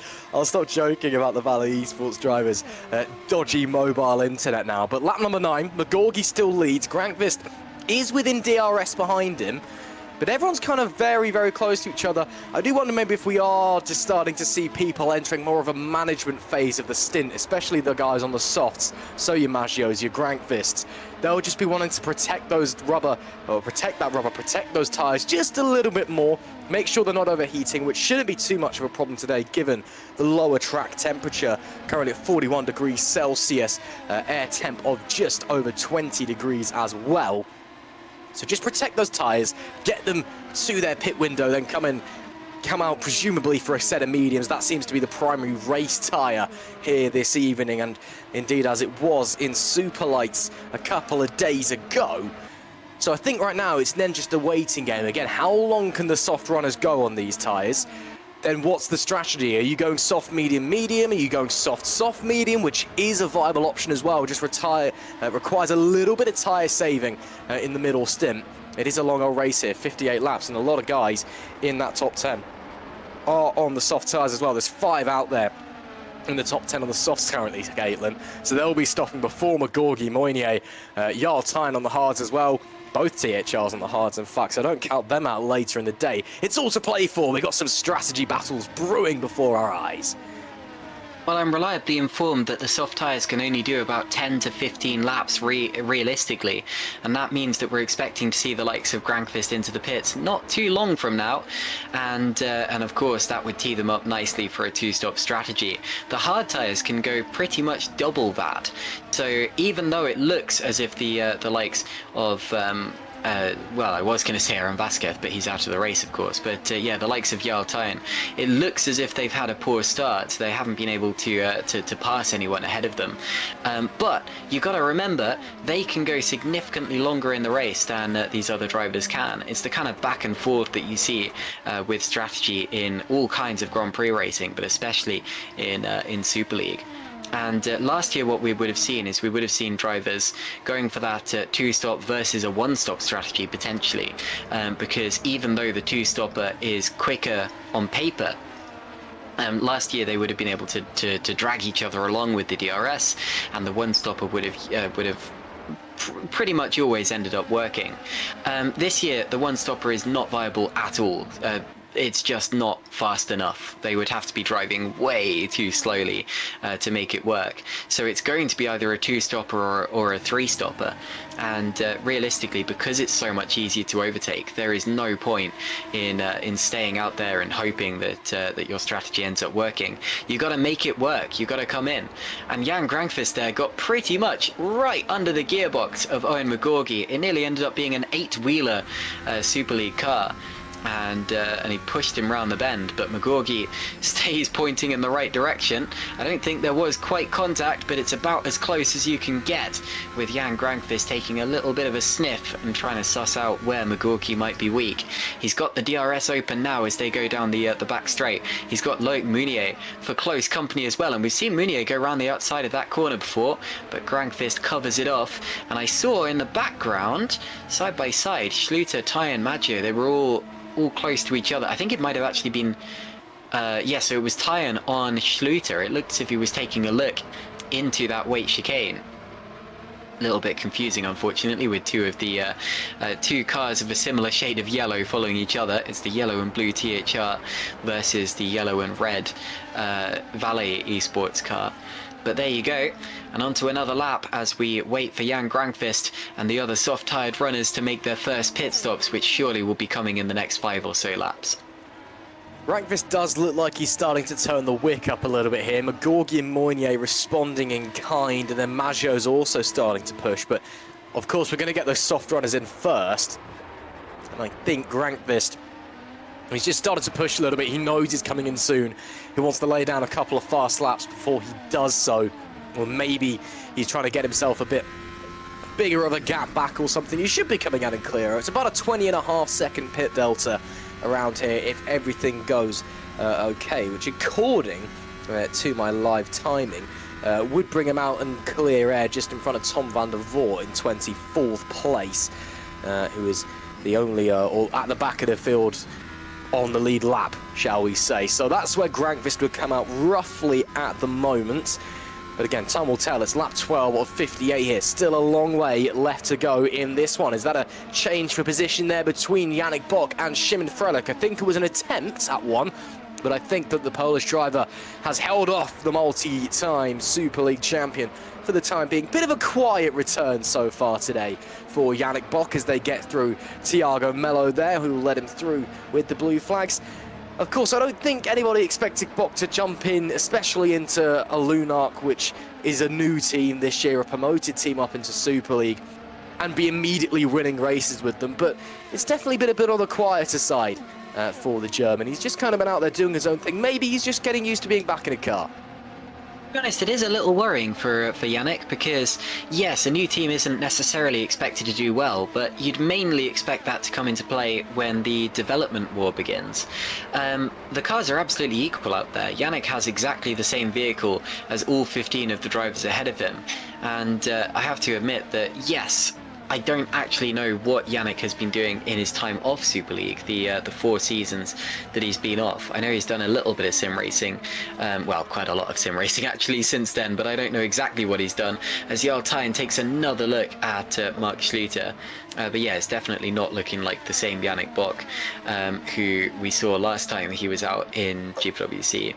It is feeling quite familiar seeing him on the grid though, as he does get past Shimon Frelick. I don't know if you remember exactly when the last time we commentated together, Ross, but I think it may have been the end of the 2022 Super League season, which, funnily enough, was the last time that Yannick Bock was on the Super League grid. So it's kind of like a return to form in more ways than one there. Yeah, that's a bit of a throwback, a stroll back down memory lane or something along those lines. Shimon Frelick, though, he'll be wanting to get back past Yannick Bock and see if he can do on lap 13 or now 14 of 58. And Frelick, another driver who's having a bit of a quiet race so far, is the pole. Obviously, his teammate and Omar Gorgi went and took pole position and still runs at the front of this pack. Frelick, of course, a race winner last year at Silverstone. After post-race penalties were applied, he did not win it out on the racetrack. He was a very close second. It's just, yeah, it's 16th. I thought that the TOP car would have had a bit more pace in it, or maybe he's keeping it nice and easy. He didn't qualify particularly well. That's Grankvist to the lead, though. So Grankvist does make the move. I was expecting to see him into the pits. And look at Jarl Tyen. Did you see that massive twitch in the background there? Did well to hold it, but he's under pressure now from Fletcher. Meunier is pressuring Magorki as well, taking that advantage. And indeed, Jan Grankvist has got up into the lead of the race. So fantastic driving from the start for Jan Grankvist. He may be pushing early simply because he has those soft tyres, and they may wear out a little earlier, but we shall see in due time. And Fletcher has got Fletcher's got past Maggio there, 6th and 7th positions, and that's because Maggio is into the pits. So Alessandro Maggio, one of our first pit callers, we were saying earlier how he has had some struggles with internet and struggles with finishing in races earlier on, but he's also historically not been the politest to his tyres, shall we say. So it's not a huge surprise to see Alessandro Maggio pitting earlier than some of the other drivers, but that does take him for now out of the battle that he was in with his teammate and the other drivers around that part of the field. Hard tyres there for Maggio as well, so he's expecting a longer second stint. But he's got all that clear air around him as well. Did, of course, start on these softs. So let's see what his pace is going to be like on this hardest compound of rubber, C3 tyres. Of course, we are using our softest compounds available in GPVWC here this evening. C5s being the softest tyres. They're the softs. The mediums are the C4s, and then C3s. Those hard tyres right there. What that is an indication, though, is it's an indication that Jan Grankvist probably ain't too far away from making his own pit stop. Again, as you said, Caitlin, Maggio traditionally not the nicest on the tyres. Now, that's something I didn't expect, though, was that Loic Moynier on the mediums is going to come in next on lap 16 of 58. So that means that the Frenchman, the world champion, must really be struggling with his tyres. And look at that front left, that thing's in pieces. Interesting then, the Spark next car struggling a little bit out there on tyres, it would seem. Yeah, so I know it looks like he didn't just change tyres, but sometimes it takes a little while to update in the game. They do look a little bit... No, they still haven't updated. We're going to wait and see exactly what he's gone on to there. But yeah, what you were seeing there is called graining. In the real world of Formula 1, it would indicate that potentially he's not running the right kind of camber settings, and he's been wearing the tyres out in one specific part of the tyre more than the others. In rFactor 2, that just tends to be the way that the game shows you general tyre wear. But yes, up ahead of him, Dylan Fisher there, going around the outside of Tom Stevens. So that's for 6th position. And a good move from Dylan Fisher there. He had a rough start to the race, dropping about 3 positions off the line.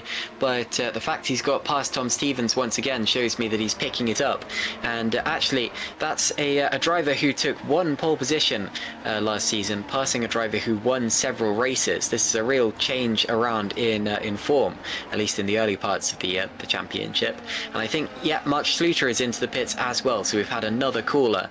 As Grankvist continues on, he's now now gone 2 laps longer than I was told he would realistically go, showing you just how unpredictable the first race of the championship is. Grankvist has clearly done some spiritual work during the off-season, because he's working miracles on that set of soft tyres so far.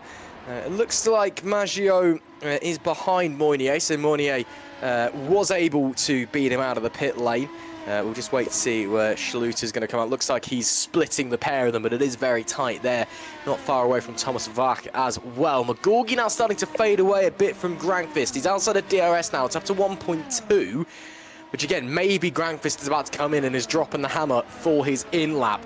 A quick in-lap, of course, absolutely vital for these tyres. Because it just takes a bit of time to get some heat and some temperature into them sometimes, and especially if you're fighting on pit exit as well, that's something you don't want to do. So it's important you have a really, really solid in-lap. But Gorgie just kissing the grass a little bit there on the run into the penultimate section. Let's see then if the race leader is going to dive in, and indeed he is. Lap 17, soon to be 18. Jan Grankvist comes in for his opening stop. And behind him as well, is that Jarl Tyen coming in? It is not Tyen, that must be Tom Stevens then in the other THR. It's Sergio Fletcher, third try lucky, there we go. So Grankvist and Fletcher both making their stops, and they will come up pretty much together, with Grankvist a little way ahead, and they're going to slot right into quite a lot of traffic there. And while it is easier to overtake this year, it's still not ideal to be in traffic. You can see Mounier in the background making a move on Jukka-Pekka Lalu and just about making it stick. So Grankvist has come out just ahead, and they're just split by Eros Masciuli. Mounier makes the move, and it's going to be a double overtake as they bang wheels, and Grankvist goes off into the grass, comes back into the side of Masciuli. A little bit ugly there between two former championship contenders, and Mounier has made the move with a very opportunistic bit of driving. And that got a little bit tense and a little bit tight out there, didn't it? Somehow they're all still on the black stuff, all pointing in the straight direction. But, whew, everybody, just calm down. It's lap 18. It's the first race of the season. We all got a bit messy at the back end of last year. We don't want to go back to those dark times and hating everyone. Yeah, was that somebody at the wall? Yeah, no, Grankvist got him back. So Grankvist is back ahead of Mounier, the move that took place just earlier on in the lap, and it's reversed. It's gone completely the other way as Grankvist has slipstreamed his way around the outside of Loic Mounier. So this is for position. I know it's a long way down the order, but remember, there's plenty of cars ahead of them that haven't yet made their pit stop. This could end up being for the lead of the race, or at least for podium positions when all is said and done. And Grankvist versus Mounier has gone one way, gone the other, and you know who this is helping? This is helping the people who are staying out longer, such as McGorgy and Tyen. I can't imagine that the likes of Grankvist and Mounier were gaining too much time, having to fight their way through the traffic and having to run wide into the gravel, as we just saw Mounier doing, funnily enough. So I think this will actually help McGorgy, and it was McGorgy that we just saw on board. And now we're watching Jarl Tyen as he's slipstreaming his way to the back, and he's going to do exactly the same thing now around the outside of Owen McGorgy into the lead of the race, at least provisionally. So Tyen leads, but he is still yet to make his stop, as is McGorgy. Of course, Tyen on that harder compound of tyres compared to the TOP Esports car as well. So he'll now be entering a phase of the stint where he is quicker than the TOP car. But who knows, quite frankly. We saw Mounier come in very, very early doors for on medium tyres. McGorgy does now make his way into the pit lane. So now then, we wait to see when McGorgy comes up, but this now feels like a race that is potentially teeing up to be in the hands of THR and Jarl Tyen, because he's got tyres that can still go. The hards look pretty good at this phase of the race as well. Look, they're running okay. And then you've got Fisher, Stevens and Martin all still out there. Those guys are all in clean air. They can just push onwards, keep going about their days. McGorgy comes back out on a set of mediums, so he'll be going on a two-stop or probably softs to the end. So Tyen's got a great opportunity to basically win this race, as the valet cars have gone off in synchronization as McGorgy splits them coming out of the pit lane. Interesting interpretation of track limits there. Both of them went off. Fletcher just a little bit, and then Maggio absolutely sent it over the grass. And McGorgy has now got through on Fletcher as well. I find it interesting that pretty much everybody who's made a pit stop so far has gone for the medium compound of tyres to at least be on par with each other. The only driver who hasn't is Alessandro Maggio, unless I've missed anyone, who went on to a hard compound of tyre. There's Moritz Kropp running in 12th position, being a little bit swamped. He's got, round the outside of Norbert Jakob, a very good move there, and Munier gets through. Whoa, and over the grass goes Kropp, and it's 3 wide with Grankvist. Grankvist makes it 3 wide on the outside. Munier holds it on the inside, and they bang wheels once again. So once again, these two former championship contenders who are racing for the net lead of the race come to blows while doing so, and once again it is Loic Munier who gets out ahead, but he's now on the outside of Moritz Kropp. Careful guys, these two came together at the Brazilian Grand Prix last year, and Munier with the DRS wide open should go through on the inside now, and they should also get ahead of Jose Soriano, who's made his pit stop and will be coming out a little way behind them. But yes, it's Munier ahead of Grankvist now, and Grankvist has to get past Kropp in his own right. Does so pretty easily with the DRS down into turn number 3, but it's good to be back in GPVWC Super League, isn't it? It's brilliant racing out there between some of the very best drivers in the world. Mounier coming out on top for the current time being. Looks like the True North guys are falling over each other a little bit. Schluter now wants to see if he can make his way through Moritz Kropp, who'll be deploying some of that battery to just blast on by in the True North car, and the German moves up into 12th place. Does his teammate join him? He's gonna certainly try, can't get it done though, and then there is Owen McGorgy as well. So McGorgy, he's dropped behind Grankvist, Mounier, all that lot amongst all this chaos, and he's getting big time held up now by the squapping Kropp and Jakob. So McGorgy needs to get a shift on, needs to get through them very, very quickly if he wants to be able to win this race. Yeah, I'm fascinated by just how far back McGorgy is from the likes of Munier and Grankvist. They were all right together before the pit stops, but it hasn't actually worked out very well for McGorgy at all. That is with the caveat that it may be a slightly different variation of the same strategy. They're slightly offset now, and of course McGorgy, are those hard tyres that he's on? We'll see in just a second, but he may well be teeing himself up to go for longer. Those are hard tyres. There is a possibility, I mean, McGorgy stayed out for a little way at the start of the race. There's a possibility he could try to extend it to a one stop. I don't think he's going to. I will say right from the start, I don't think he's going to, because two stoppers are absolutely the best way to do this race. But it is still a possibility, and we do still have to keep our minds open to it. But I am fascinated by just how far he is back from the likes of Munier and Grankvist, and even Schluter. He's lost about 2 seconds to Ross. Yeah, really, really interesting to see how the strategy and what tyres people are going on to has really shaken up this race that was very early doors, just going out there and everyone kind of throwing each other at it and throwing everything at each other. Yeah, interesting. We'll keep our eyes very firmly peeled on all of that. Lap 23, though, of 58. Not far away now from half distance. Only about 7 laps, I believe, if my maths is correct. No, my maths is wrong. It's 6 laps until half distance. There we go. See, stay in school, kids. I should have done. Anyway, back to the action, though. It is Jarl Tyne that leads. He's got a 9-second advantage over Dylan Fisher in the Lunart car. Then it's Tom Stevens that makes it currently a double THR podium. And Carlos Martin P4, Yannick Bock P5, Philip Pushka in P6. But we've got to remember, Caitlin, all of those guys yet to box as it currently stands. If time was to hit now, he would come out fighting with Maggio for P12. Might be just about behind him potentially. As we go back to this action between Mounier and Pushka. So Mounier, realistically, he's in the net lead of the race, and he's now in P6 out on the track as well. Yeah, and Pushke was very savvy there. He didn't stick to the inside of the corner. He let Munier go through, and then he benefited from the slipstream down the rest of the straight. That was good driving there from Pushke, who knows that he's on a different strategy to Munier, and now Grangfist is all over the tail of him. I should correct myself. Magorgi does have to pit again, because of course you have to use the tyre compound that you qualified on. That is simply the new tyre regulations catching me out, and I'm sure over time it will get a little bit easier to pick up on things like that. But yes, Magorgi absolutely does have to pit again, as I expected that he would anyway. Philip Pushke does now come into the pits, stops in his box, and that clears the likes of Jan Grangfist, although Grangfist is now a second back from Loic Munier. I would say at this point in the race it's pretty clear that Munier has the net lead from the likes of Grangfist, Schluter, etc. But again, it's caveated that Jarl Tyen has yet to make his first pit stop, and will do in due time. Jarl himself is leaving this out quite late on the softs, sorry, on the hard tyres. He still needs to run the softs later on in the race, so I'm wondering if he's trying to leave it out for it's probably going to be a hard, medium, soft race at this point, but you could technically do a hard, soft race.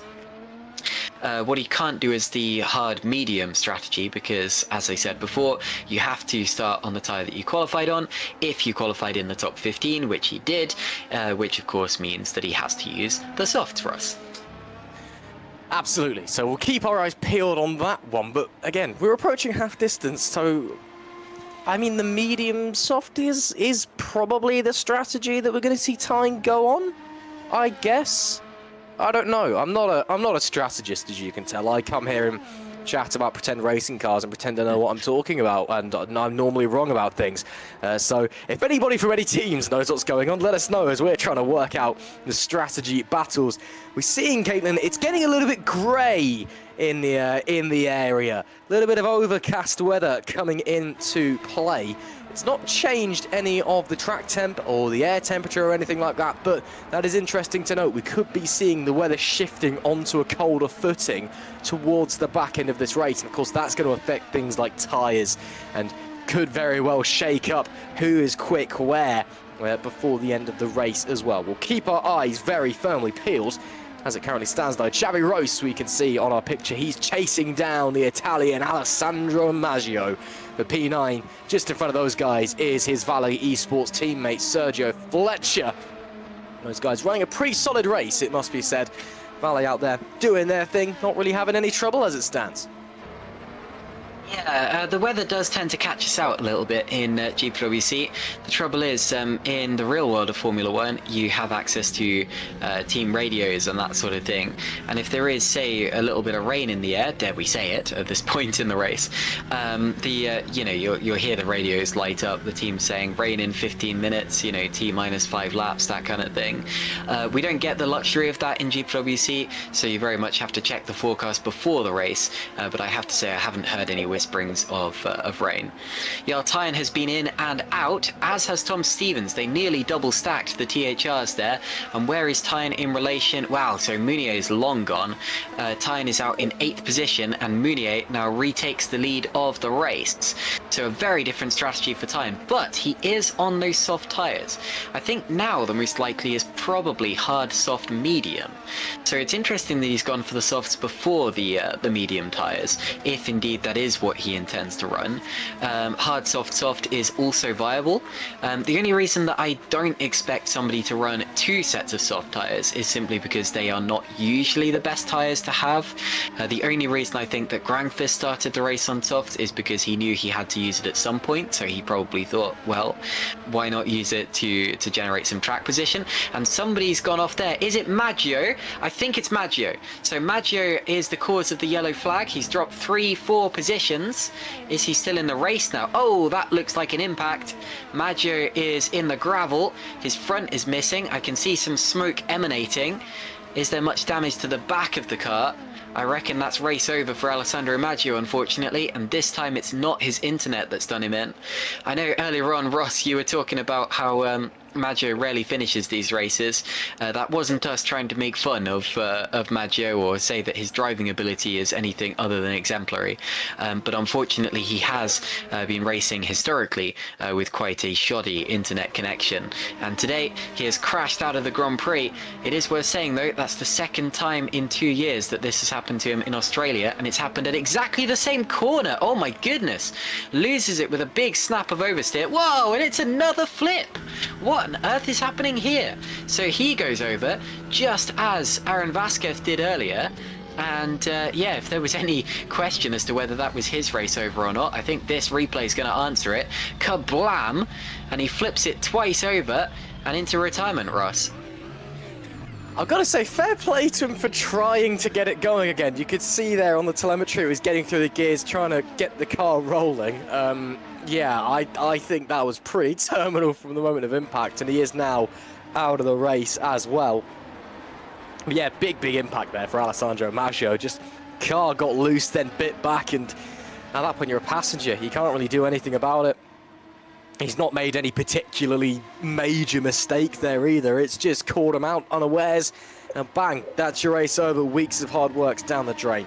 Real shame though for him. I leave 24 cars left in this one on lap 28 of 58. One away from half distance here at Albert Park in not quite very sunny Melbourne, Australia, as it stands, and of course, virtual Melbourne. We're not actually there, unfortunately, for us. I am stuck in a very rainy Manchester as it stands. Loic Mounier, he currently holds on to the lead of the race, runs a little bit on the gravel there through turn 6, not too much of a problem. Behind him is Jan Grankvist, then Mark Schluter in P3. They're all within DRS of each other. So, and in fact, we may be seeing Grankvist thinking about lining up a move. A little bit too far back that time into the 9-10 complex, but Grankvist did have a big run there. Certainly thought about it, certainly thought, is this an opportunity? Maybe do I fill the mirrors, see if I can pressure a mistake from my rival. Of course, Loic Mounier and Jan Grankvist, the two last world champions that we've got. Loic Mounier, of course, your reigning world champion. Grankvist, the 2024 champion. Both have so much respect for each other when they're out there racing. We've heard Mounier talk about how he considers Jan to be the best driver on the grid. He considers him an absolute gentleman, a friend.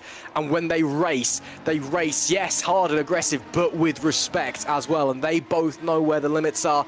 They both know how and where they can push the envelope. So what we should be seeing soon is some very fun but very clean racing as well. Well, you say that, but they've banged wheels twice already today. They usually race with respect. They usually race to the limit. Today, I'm just hoping they don't end up racing over it, but we'll see.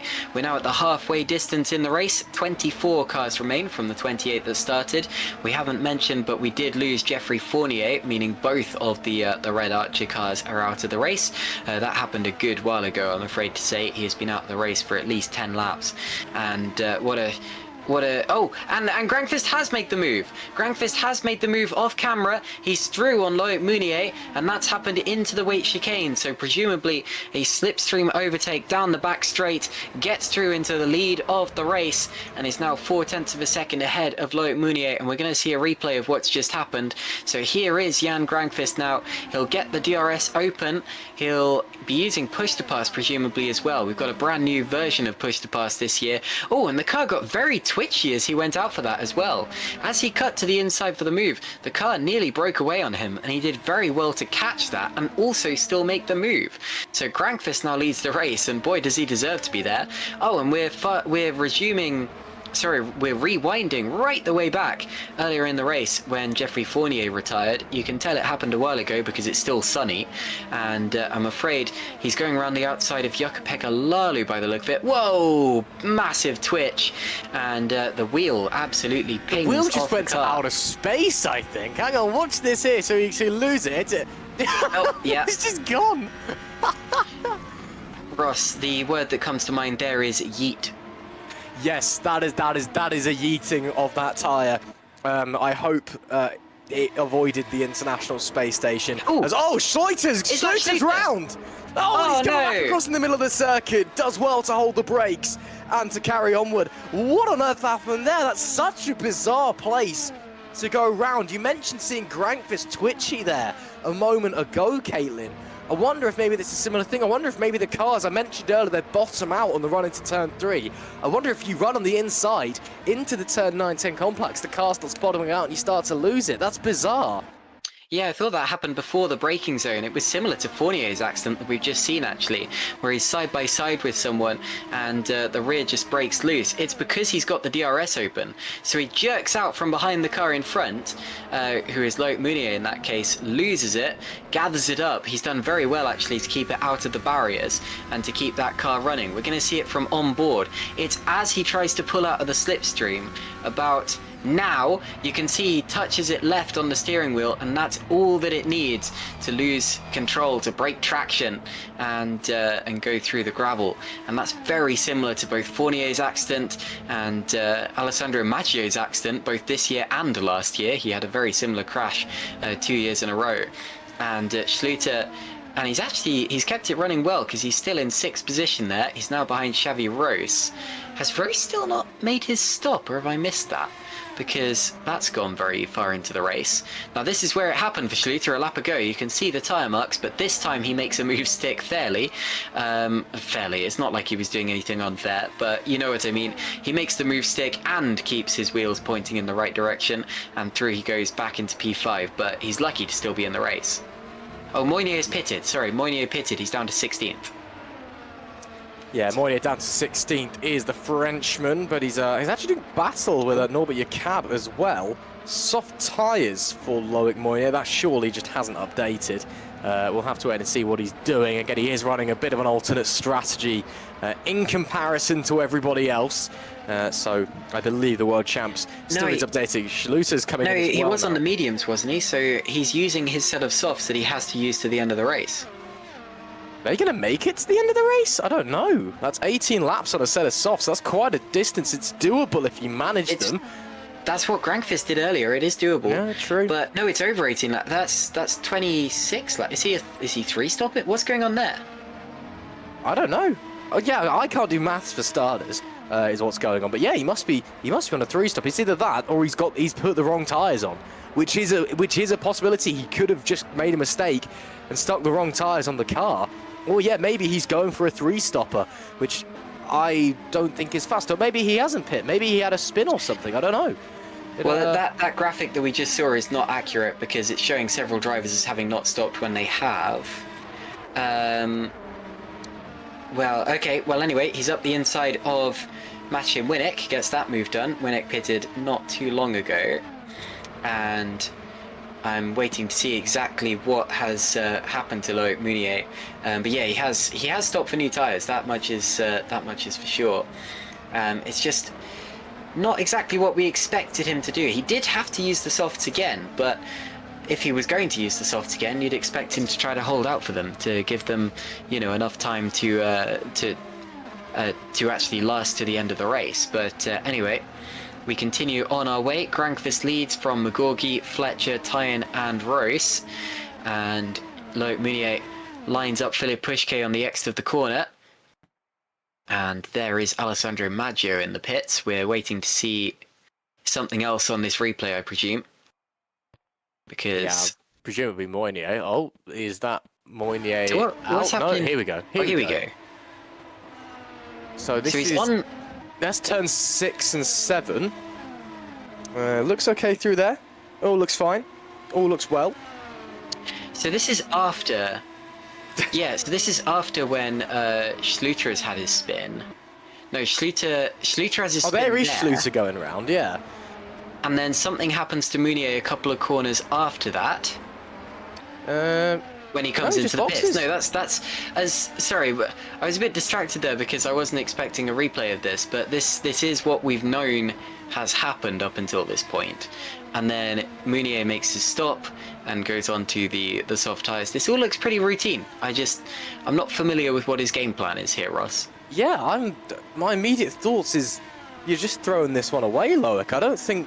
Because he's going to have to stop again. There's no way those tyres are going to the end of the race. And I don't know, maybe he knows something that we don't, but to me, at an immediate glance, this is not an optimal strategy. It's a bit of a shot in the dark. and maybe there was a problem, or maybe he has got the wrong tyres on. I don't know. We'll have to ask him after the race. He's up to 12th place though, and he's still running very, very fast, of course. But yeah, he's going to have to make an extra pit stop. Who knows? Jarl Tyne on a bit more of a conventional strategy, trying to get through Sergio Fletcher and Owen McGorgy. They're almost going 3 wide into turn 9. That's bold through there. McGorgy's in second. Tyne's now up to third. Here comes Jarl Tyne to the outside. Gets it done before the braking zone. Presumably a bit of battery assistance as well. And he makes his way through Owen McGorgy like it's absolutely nothing. Of course, he is on the soft tyres compared to McGorgy's harder compounded tyres. There's Dylan Fisher, who's also coming for a set of softs from the hards early doors. He goes up to P10, makes his way through the reigning Superlights champion, Jose Soriano, making his full proper debut in Super League here today. He did make a few standard appearances. This is his first race with his new Team Rose formula that he's going to be contesting the 2026 season with. And I tell you what, who's just behind them as well? It's Loic Mounier on that fresh set of softs, which again, no idea what the Frenchman's doing, but he is the world champion. He's clearly all right at turning wheels and stuff. So as he gets through very, very easily up into 11th place, he clearly knows something we don't. Well, I was told that a 3-stop strategy would be doable, but I was expecting it to become evident a little bit earlier in the race than this, with drivers really pushing from the start. Mounier, I think if he stops again, he's going to have to go onto another set of mediums, and look at Xavi Royce dropping back. Something's happened to Royce. I think he's had a poor exit to that corner, maybe dipped a wheel in the gravel. It's more than just dipped a wheel in the gravel. He's been properly off there, I think. But Carlos Martin's gone through, Frelic's gone through, Bock and Loic Mounier as well, and Dylan Fisher. So both of the Luna cars there going through and running together as it stands, although Fisher in the net order is ahead of Yannick Bock. Showing you just what a good race Dylan Fisher is having so far, actually. He could be well inside the top 10 by the end of this one. Jan Grankvist now pits from the lead, so Jarl Tyne will lead this race once again, as he did earlier. And Grankvist, I'm interested to see what tyre compound he goes on to now. Is that's hards. That should carry. So Grankvist has used his softs, because he started on the softs, don't forget.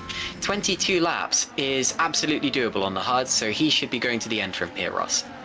I just thought maybe 22 laps, that'd be a bit of a tyre management on the medium stint for Grankvist. But again, I'm merely watching this race. I'm not taking part. I'm not a strategy expert for these cars by any means. But yeah, lap 36 of 58. Got a replay here. Let's see what's going on. This is Xavi Royce. So this is what happened to Royce, yeah. Yeah, so you can see the THR behind him. Coming down into turn 6 and 7. Oh, just gets it a little bit wrong, and then it bites. Does a very nice 360, hold the brakes, and then carries on like nothing happened. Nice bit of car control. Jarl Tyne follows him through like that looks familiar. Oh yeah, that's certainly wake you up if you were getting a little bit bored. Xavi Royce, and the Adonis continues onwards on his merry, merry way. He currently lies in 22nd. He's got a very healthy gap behind him to Tom van der Voort, only a couple of seconds away from Jukka-Pekka Laulu in front of him as it stands. Here we see the pain train. Carlos Martin holding up his former teammate Shimon Frelich, Yannick Bock, Dylan Fisher and Loic Mounier now at the back of this pack as well. You'd imagine Fisher, he'll be getting told by the team radio that he needs to essentially be a bit of a rear gunner, see if he can keep Mounier behind. Of course, they may go, it's not our race, just head on through, mate, go do your thing, you're fighting for the win, we're not. But we want to be going, okay, well, we've got 2 cars here, let's use that to our advantage, and let's see if we can keep Loic Mounier behind us, maximise our points at the end. So the way that push to pass works this year is significantly altered from last year. Of course, last year they got a certain amount of push to pass. I think it was 100 seconds that they could use throughout the race, and you can see Mounier presumably using some push to pass here to try to get around the outside of Dylan Fisher. Goes right up against the barriers. He's on the limit. Oh my goodness! Fisher holds him off, but has to run a little bit wide to do so. Mounier will now get the DRS and does go through on the inside. Fisher cuts back but has to settle for 9th position as it stands. But yes, basically the push to pass this year regenerates when you're off the throttle. meaning it's a bit of a substitute for what they have in Formula One with the fancy battery magic and the back and forth that we've been seeing with the brand new 2026 regulations. Here in GPVWC Super League, we didn't want it to be exactly the same as in Formula One, and it wasn't really working anyway with the way that that the software is. But what we've got instead is this push-to-pass system that regenerates when you're off the throttle, and therefore you do still have this virtual battery that you have to consider as the laps go on. But it does mean, of course, that you don't necessarily have to conserve it as much as you did before. You don't have to think, well, I've only got 100 seconds in the race. I've got 20 seconds of it remaining. I'm going to save this up for when I'm fighting someone who's actually on the same strategy as me. Instead, you use it when you have it, and you use it strategically. So that's what we're seeing a little bit more of this year, and that's one of the many reasons why it's more, why it's easier and more incentivized to make the overtakes this season. And that is why I think so far we can safely say that this race has been better than it would have been a year ago, and I think Super League and GPWC can be very proud of themselves for that.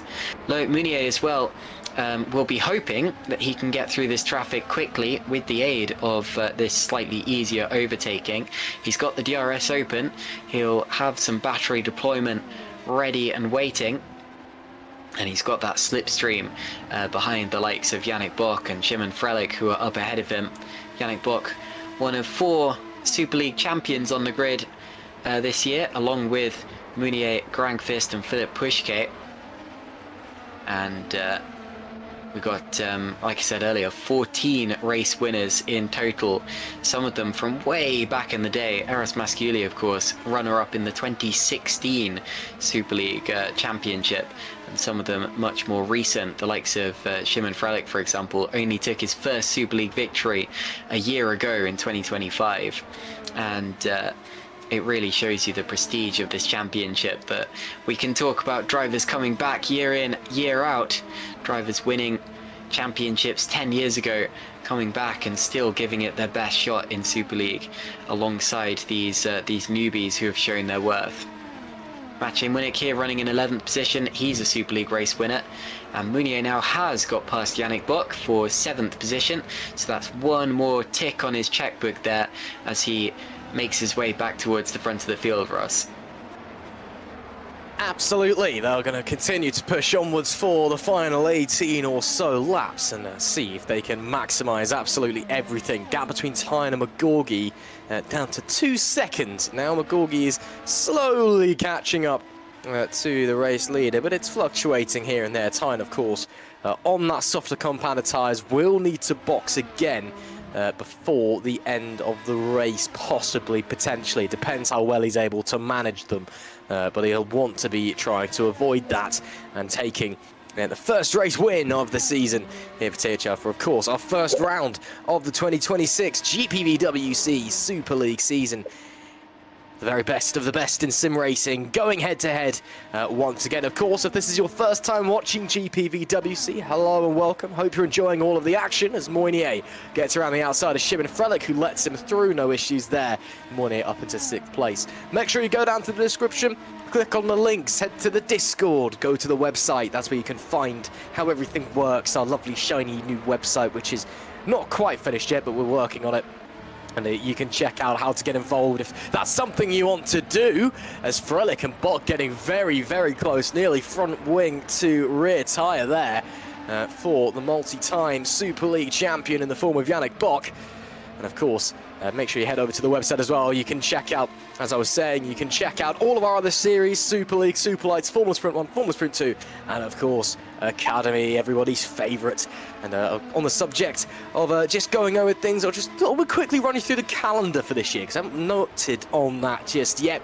Of course, all of our top 4 series on the career ladder, all going to the 16 same circuits here in Australia. Then 2 weeks' time, we're off to Suzuka for the Japanese Grand Prix, where if this week there's a lovely cardboard cutout of Owen McGorgy trackside, you can find a lovely, very muscular cardboard cutout of Jarl Tyne, who you may or may not have seen at GPVWC Day.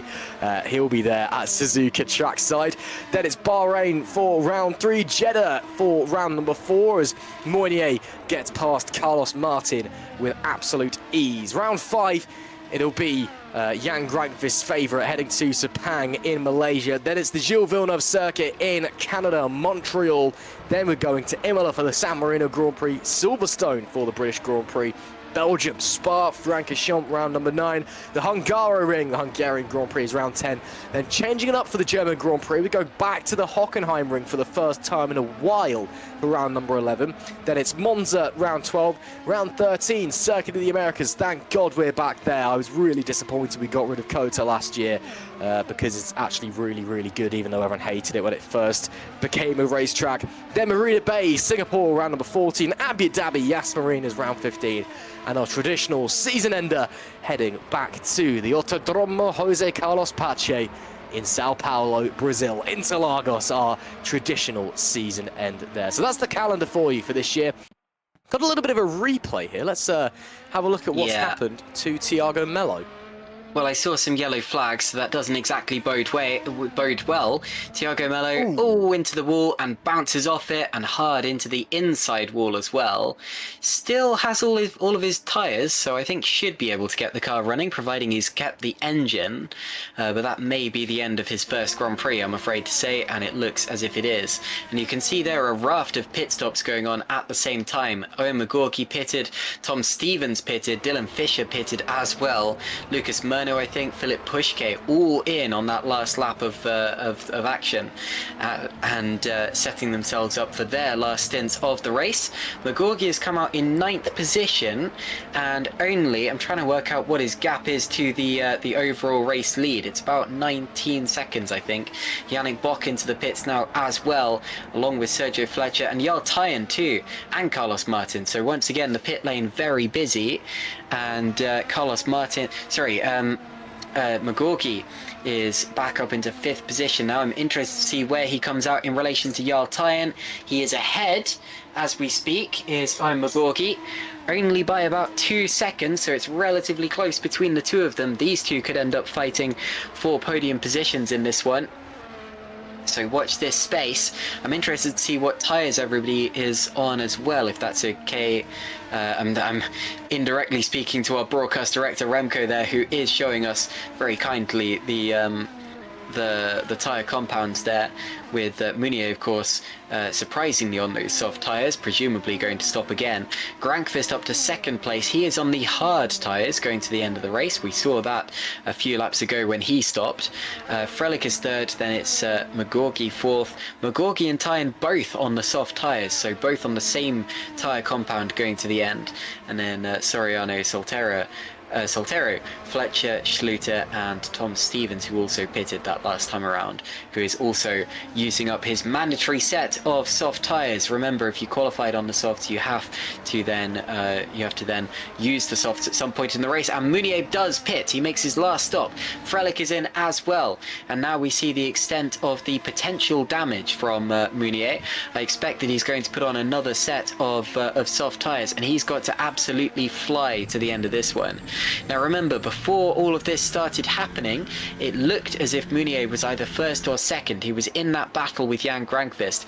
Mounier comes out of the pits in 8th position, but he does have the fastest tyres, theoretically, of anyone other than the drivers who pitted for softs on the same lap as him. So Mounier should be able to really push now. Shimon Frelich is on the inside of Dylan Fisher.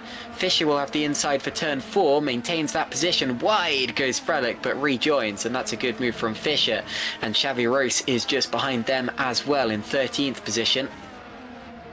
But yeah, I really don't think this has worked out well for Loic, Ross, and I think he's really got to push to the end of this race to make anything out of it. He should still be in the top 5 by the end of this one, I think, but I think a podium may just be a little too far.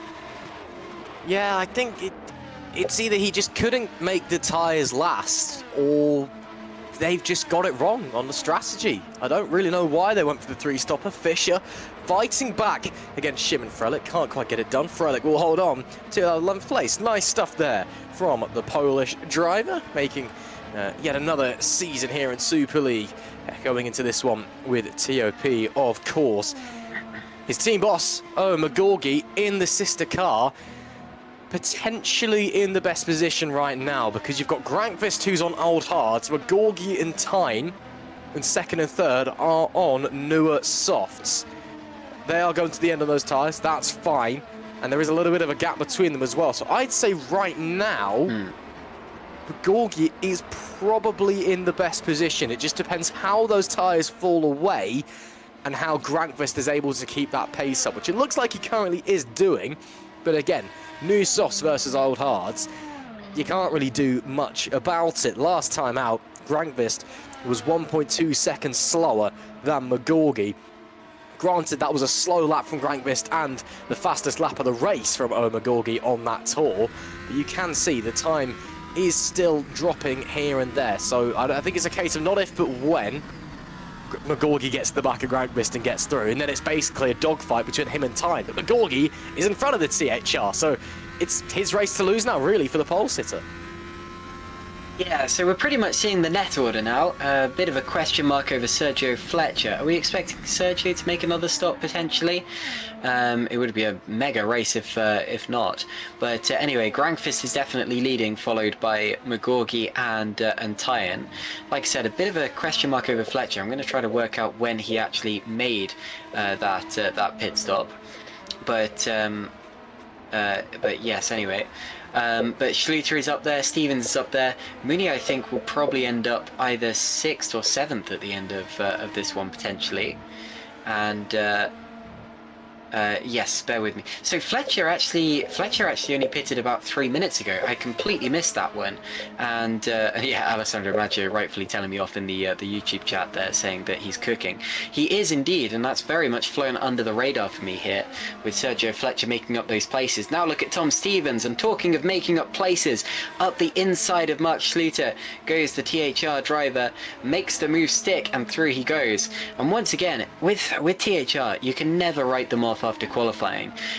They were only, I think it was 8th and 12th at the end of the qualifying session, and I think in previous seasons I would have said, what is going on for THR there? But I know better than that by now. Last year we saw them so many times qualifying way down the order and then building it up and making the most of it, and once again they've done the same. They're 3rd and 5th as it stands, Russ. Yeah, so getting interesting as we're starting to come down to the final phases of this race. From a team's perspective, THR, as you said, sat in the best place. P3, P5, soft tyres all round, got a lot of pace on board the cars. From a driving perspective, from a race perspective, I still think it's McGorgy that holds all the cards. If he's able to get through Grankvist reasonably quickly and maintain that gap back to Tyne, he can basically just cruise on home, hit his marks, not have to worry about anything. However, Grankvist may well put up a fight here, but it is getting close. It's now under 2 seconds is the gap between the race leader and the fast-charging, freshly returning Owen McGorgy, who, again, you'd think should make pretty quick, pretty easy work of the 2024 champion, but the Englishman, well, who knows what's going to happen, what's going to be in store for him as he makes his way into the final couple of corners. It'll be 10 laps left to go when they cross the timing beam this time. And here in Australia, the virtual crowds are in for a treat, and we are just as much as they are, because we are set up for a grandstand finish here. Bit of weaving there from McGorgy. Is that either need a bit more heat in the tyres, there's a bit of dirt on the tyres, or is it I'm a bit bored, wake myself up, get ready to go racing? Yeah, I'm just trying to work out with the live timing and the live standings here. how Sergio Fletcher has been able to get into this one, because I do have to say that of all the things that we've spoken about, that is one thing that we really missed in this one. He qualified in 10th position, remember, and he's been driving very consistent lap times since then. It looks like whatever tyres he's on, his lap times are pretty much the same, 121s to mid 121s. And you can see there he's up 6 positions from his starting place. I think it was really the stint before this where he truly got into it. He came out in quite a lot of clean air and got those tyres in the window as quickly as he possibly could. But at the same time, I didn't expect him to be in 4th position. I was thinking he was going to be about 7th or 8th at the end of this one. And it's really only been this last stint that we've seen him pop himself up into 4th place. So I do apologise to Sergio for missing that one, but what a drive from the Valet Esports driver this has been so far. Yannick Bock as well seems to genuinely be within the top 10 at the end of this one, and ahead of Shimon Frelich. Frelich, of course, a little bit anonymous in the early parts of this race, but he's been bringing himself into it. Yannick Bock, very anonymous in qualifying, very good over the course of the race, especially the latter part. So it all kind of turns itself on its head, and I think this shows you just how versatile the strategy options have been in this one, and how different kinds of strategies have ended up working and playing into different drivers' favours. And it's not over yet, because as you were rightly saying just now, Ross, Owen McGorky is absolutely flying up behind Jan Granqvist. It's a role reversal of what we saw at the start of the race, where McGorky was on the harder tyres, Granqvist was on the softer tyres. They swapped places on about lap 15. Now we've got McGorky chasing down Granqvist on those softer tyres, and with 9 laps to go, this is the battle for the lead of the race. And you can see just how much quicker those soft tyres are as well. Granqvist he must be just looking in his mirrors, and there must be a sense of dread up there in Finland for him. McGorky's coming, and he's going to get through sooner rather than later, but Jarl Tyne, again, that gap has come down between himself and McGorky as well, so there's very much all to play for. Lap 50 of 58 here at the Australian Grand Prix. And McGorky already starting to look. Granqvist defends. McGorky's going to stick it to the inside. Oh, McGorky, welcome back to the race lead. He started on pole position, and after some pit stop drama and differing strategies, the Englishman is back in front. Absolutely sent it up the inside. He did not want to wait around at all. I mentioned the word gumption after qualifying, and I think that's something that Owen McGorky has by the bucket load. So McGorky leads the race now. Granqvist is second, Tyne is third, and Granqvist is going to be under pressure from the THR man in just a couple of minutes as well. A couple of seconds, to be honest. Tyne is already on the back of him now, and realistically, while Granqvist had his time in the spotlight, it's McGorky versus Tyne, and it's their turn to shine. So let's watch and see what Tyne can do over the rest of this lap. We'll have to wait and see, but he'll need to get through Granqvist very, very quickly. Again, it was a bit brave from McGorky. I think it was a bit of a late decision to go for that move into turn 3, but he did flick it up the inside in the end. I think I was just thinking, if I'm stuck here for a corner longer or a second longer than I need to be, Jarl Tyne's just going to have me for breakfast, and the Norwegian would fly straight past and win the race, and then, you know, I've got to deal with that for the next 2 weeks on my conscience. 51 out of 58 done.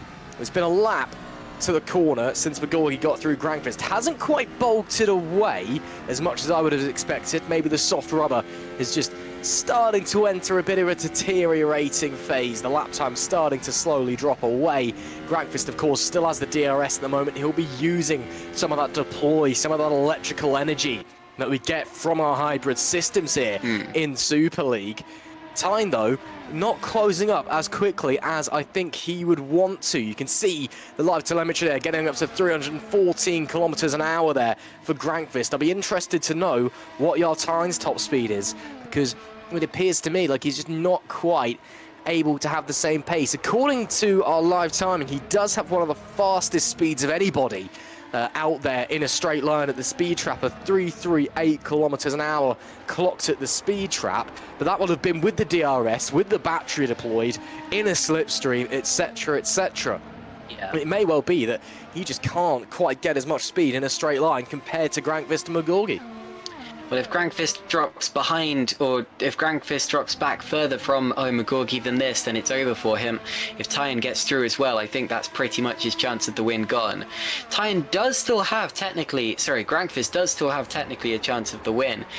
If McGorgy and Tyen were to push too hard now, and their tyres wouldn't last until the end, then Grankvist could benefit right at the end of this race. But realistically, I think McGorgy will begin to pull away now, or at least will keep that buffer somewhere where it needs to be for Grankvist not to be able to take advantage. McGorgy knows that he just needs to drive as slowly as he can get away with, while also staying ahead of the likes of Grankvist and Tyen.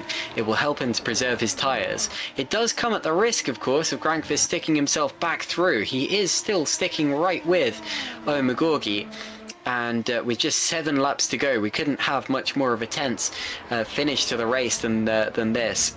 Grankvist, who won this race last year, McGorgy, who won this race the year before that, Tyen, who's won many a Super League race in his time as well. All 3 of these drivers know how to win, and any of them could win it.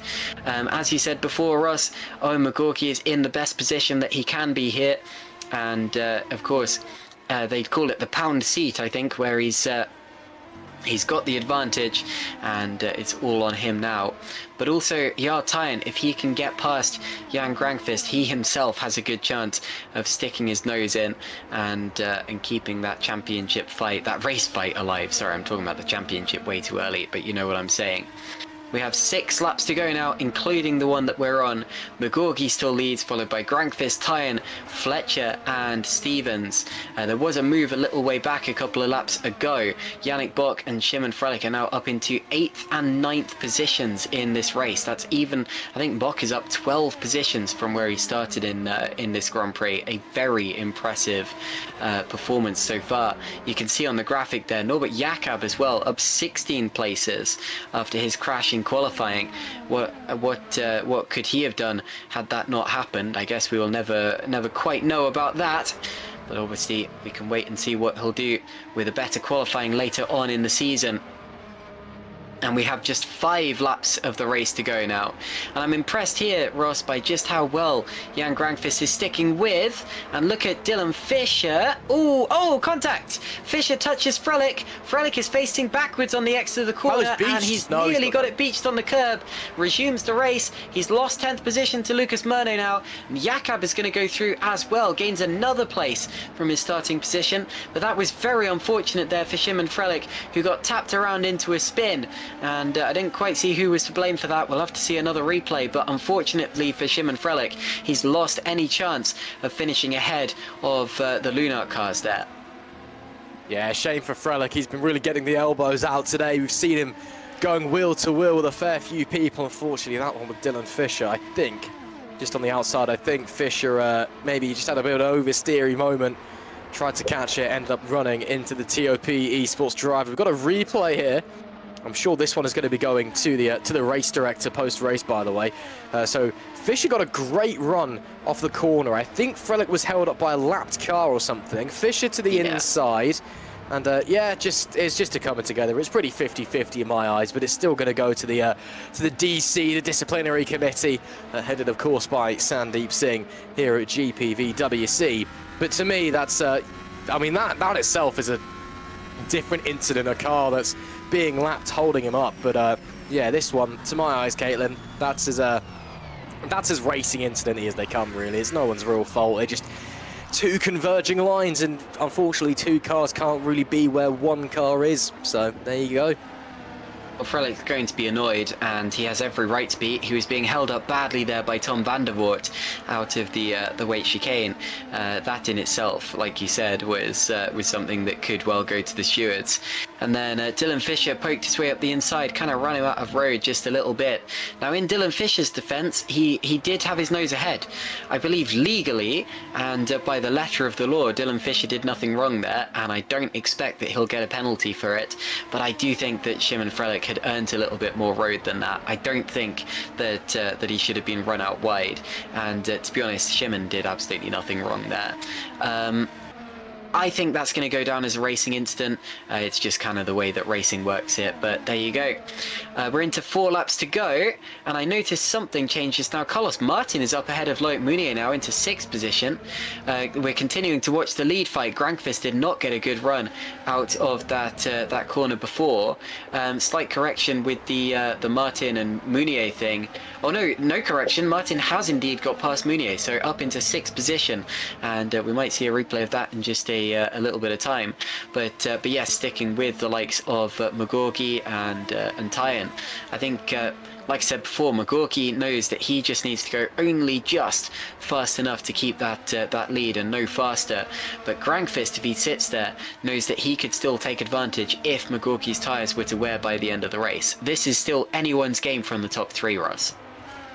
Yeah, it's a lot closer than I thought it would have been. I thought Tyan and McGorgy would have blown past Grankvist by now, be off in the distance, fighting it out gloriously on the battlefield of these roads in a park in Melbourne. But no, Grankvist still very much staying with them, still very much in the hunt for this win. Just quickly want to go back to the Frelick and Fischer incident momentarily.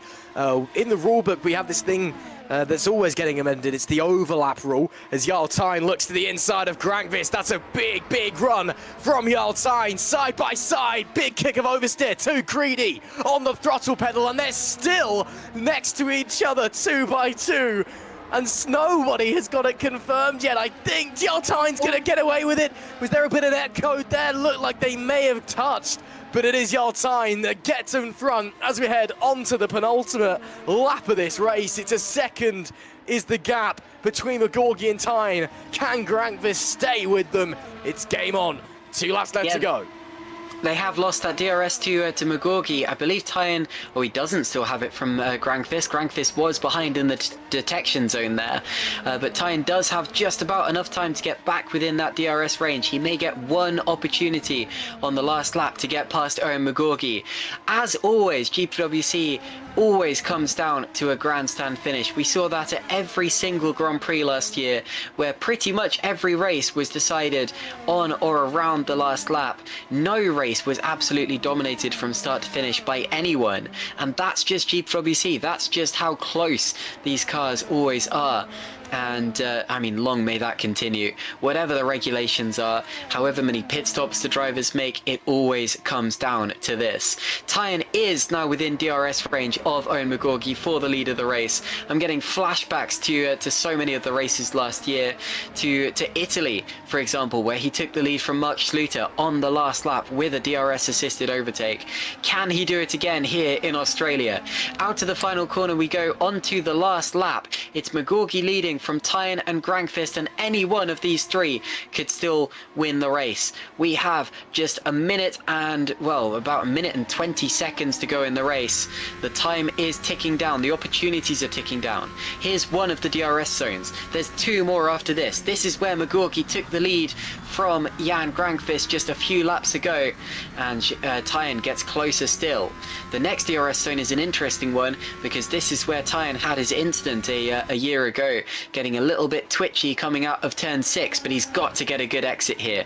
McGorgy runs the gravel. You see the gravel being kicked up in the air in the background there. This is Tyan's best opportunity yet. He's 0.4 of a second back, but if he can get close enough into the weight chicane, he can set him up for the next couple of corners. Grankvist is getting close again. They're nearly going to go 3 wide. Tyan to the outside, round the outside on the last lap, has to bail out of it. Now watch for Grankvist, who gets the run. Grankvist is going to do both of them in once. He loses it. There's a huge crash, and they're both in the barriers. Grankvist and Tyan are both out. Grankvist tried to take the advantage of the undercut, and unfortunately it all went wrong. He lost it with the DRS. Tyan is on 3 wheels. That's a very familiar sight in and of itself. Fletcher's going to get a podium, but Owen McGorgy wins the Australian Grand Prix as he did 2 years ago.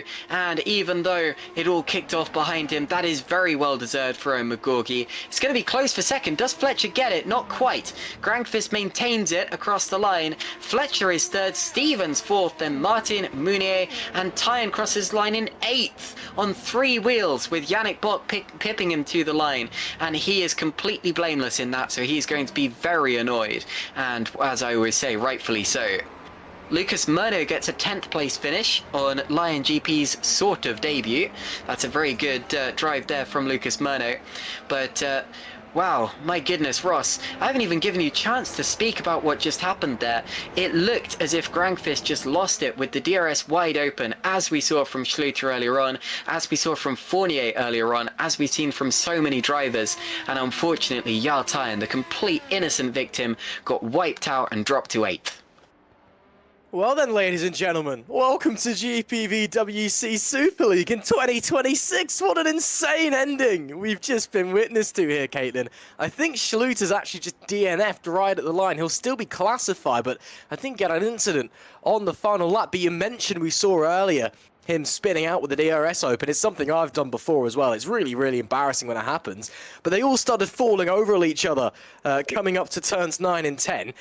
Tyen, of course, got held up because he had to go the long way around. McGorgy was slow. That then gave Grankvist that huge run. As we see Alessandro Maggio. We're not looking at Maggio here. Yeah. Well, okay, so when we watch this replay, Ross, I'm sorry for butting in. I want to see what McGorgy does. I want to watch if McGorgy's defense was all above board there. As we're watching Mark Schluter touring to the end. Is he out of fuel, maybe? Yeah, did he run out of gas? Or is it just that's a real possibility, and that's a real shame for Mark Schluter, who, okay, without the spin, would have been having a really good race, but it's gone from bad to worse for the True North car. But yeah, when we watch this replay, I want to see what McGorgy does here, and see just how he was covering off Grankvist, whether it was all fair and level, or whether it was maybe a little bit aggressive. Let's watch this. Yeah, that's, well, we'll have to wait and see, but that is what happened to Schluter. Yeah, it looks like he did just, it either expired on him or he did run out of juice. So that's a real shame for him. Had a bit of a topsy-turvy day, to put it mildly. But yeah, it was, to my eyes, it just looked like Grankvist came out of the slipstream of McGorgy while turning, that obviously the car's changing weight and position and all of that.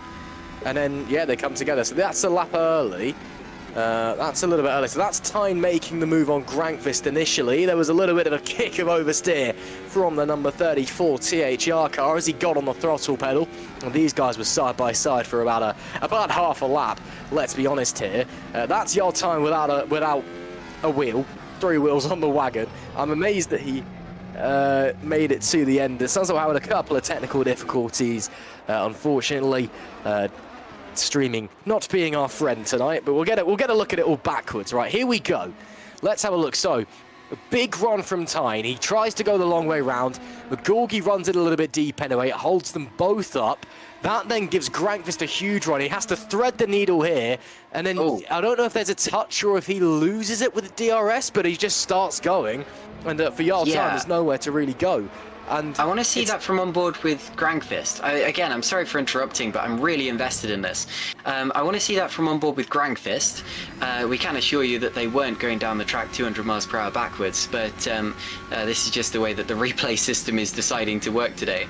So we're on board with Grankvist. Now watch what McGorgy does here. Is there a touch to the back of him? No, not there's a little one. So Grankvist was startled by how quickly McGorgy came across.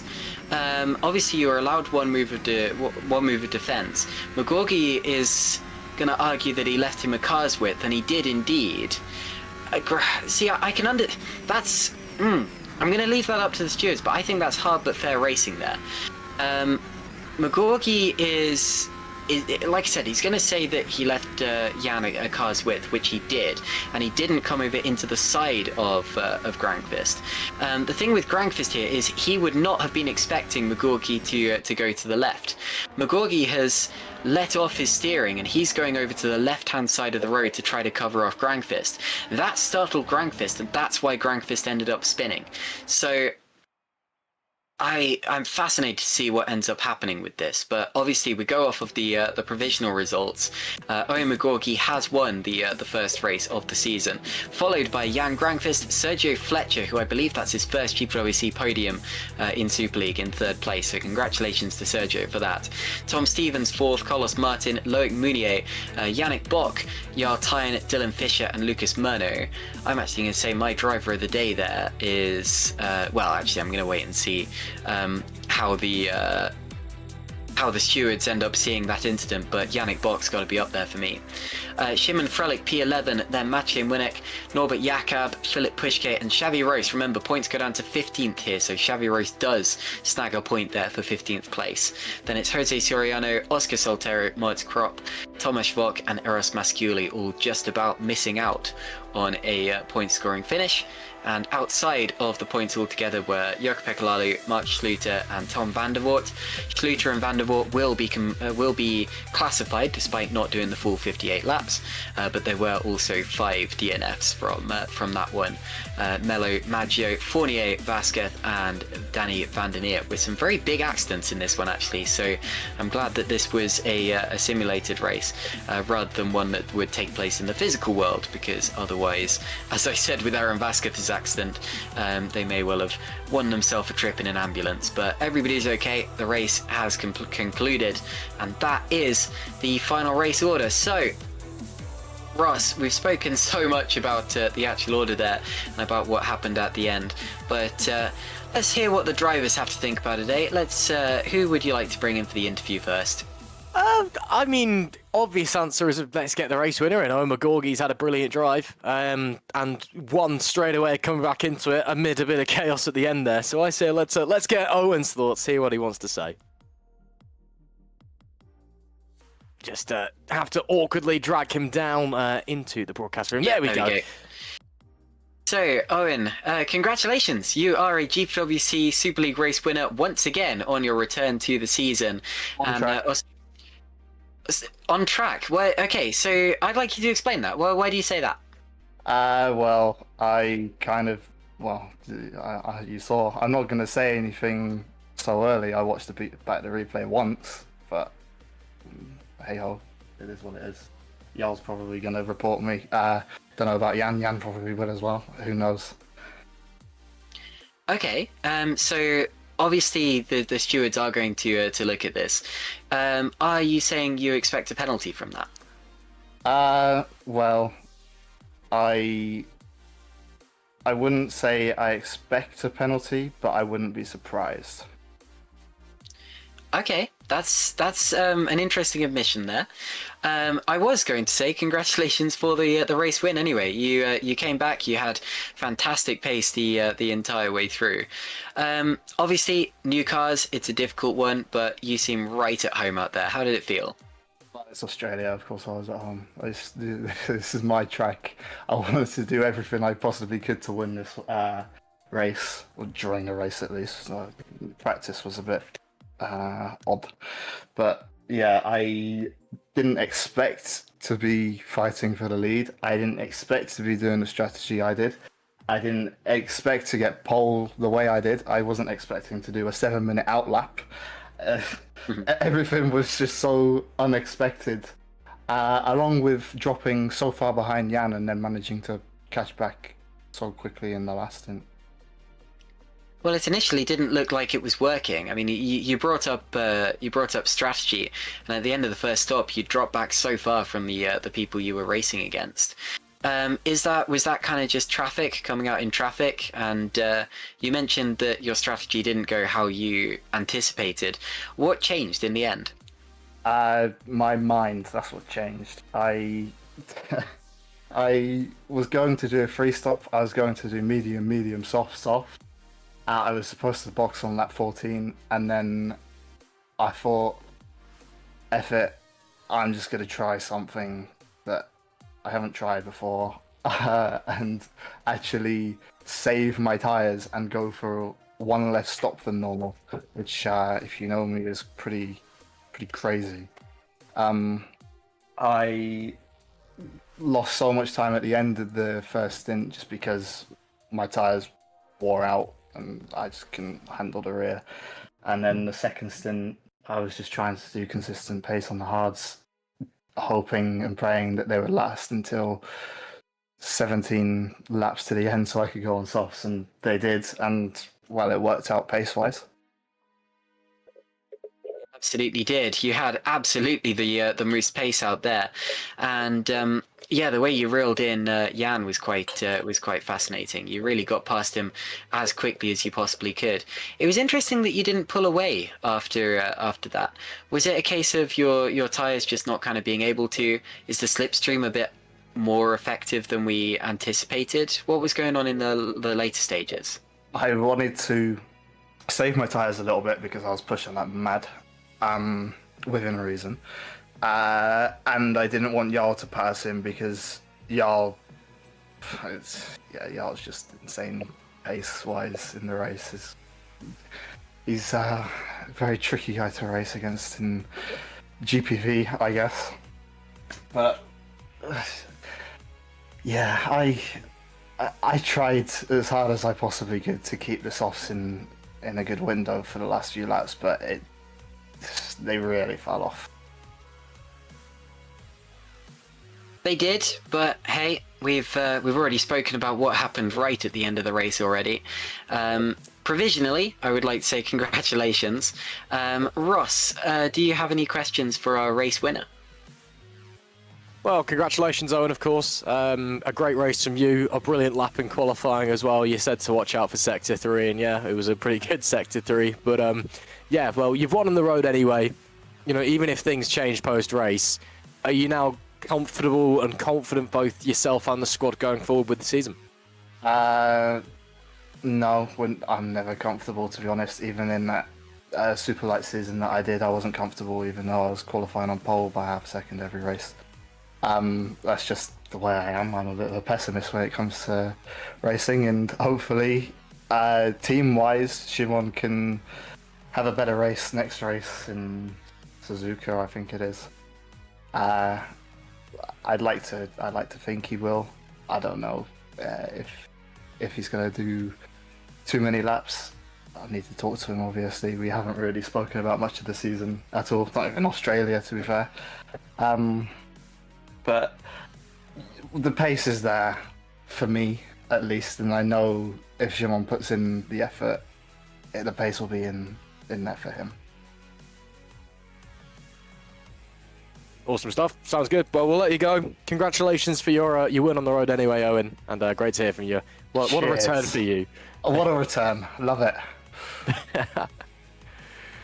Oh, great to hear that from Owen McGorgy. We've got about 20 people waiting for an interview here, Caitlin. Is there anyone that you want to speak to next? My immediate thought is Jan Grankvist, given he came second. Yeah, of course. We've got to do the full podium. So, Jan Grankvist, can you hear us loud and clear? Yes, I can. Fantastic. So, an eventful race, that's for sure. We'll get on to what just happened in a little bit. But first of all, new cars, new track, not new track, but new cars on the new track. Fantastic racing. Honestly, it was a battle the whole way through. I initially thought it was going to be you versus Mounier. You guys were going back and forth in the early stages and touched quite a few times. How was that hard but fair racing? Yeah, I thought so as well, but yeah, the strategy then obviously diverged. Just Loic still had to go on the softs later on, and I think they timed his soft stint pretty poorly. They probably went through that strat on the fly, as we kind of stuck to our guts, even though we realized that the ambient temps didn't really correspond to what we were training in. So the tire performance was quite alien to us, or at least for me. I didn't know what to expect of what was going to happen during the stint. But yeah, battles with Loic, obviously hard but fair. I did say at the time, as soon as he sent a dive into turn 3, I think it was, the ref penalty. But yeah, he obviously let me back through, which I think is fair. At the same time, I also think I did slightly grey zone scare tactics on Loic while trying to defend from him. But yeah, respect to Loic on that department, and what a race. Yeah, you clearly both have a lot of respect for each other as competitors, and it's always good to see you guys going at it. You say what a race. Your strategy was quite different to a lot of the others. Obviously, starting on the soft tires, you knew you'd have to use them at some point, but most people didn't elect to start on them. And quite a decently long stint on the hards at the end. Do you think that was the right thing to go for, or do you think the hards left you vulnerable? So yeah, this is part of like what we prepped, and obviously we were expecting the tire performance to play out slightly differently. But yeah, the soft stint was still executed like pretty much in the way that we expected it to go. We basically learned a way to set up the car and drive the softs in a way that we could basically mimic the performance of those who'd start maybe on mediums. And even extend the softs quite far. Although I did also see some other teams try and extend softs for 20 plus laps, or at least close to it, I think. So yeah, the softs were an interesting tyre that you could kind of manage. At the same time, obviously, softest compound, if you really want to push it, it is rocket fast for a couple of laps. So yeah, it played out in a way that we're going to have to replay a few times to really understand what was going on, because I wasn't really expecting the softer compounds to be so quick at the end, where Owen and Jarl obviously caught up to me quite easily. So as soon as I realized that, I opted to just do the cheeky thing, or the really annoying thing, which is just to be a kind of a parasite and leech off of their DRS, so I could manage battery and tires until the final push, when their tires also went off. It reminded me a little bit of 2025, several of your wins then, or even your championship in 2024. With that being said, we've put it off for long enough. Can you tell us what happened on the last lap there? Yeah. Oh man, I don't even know where to start with that.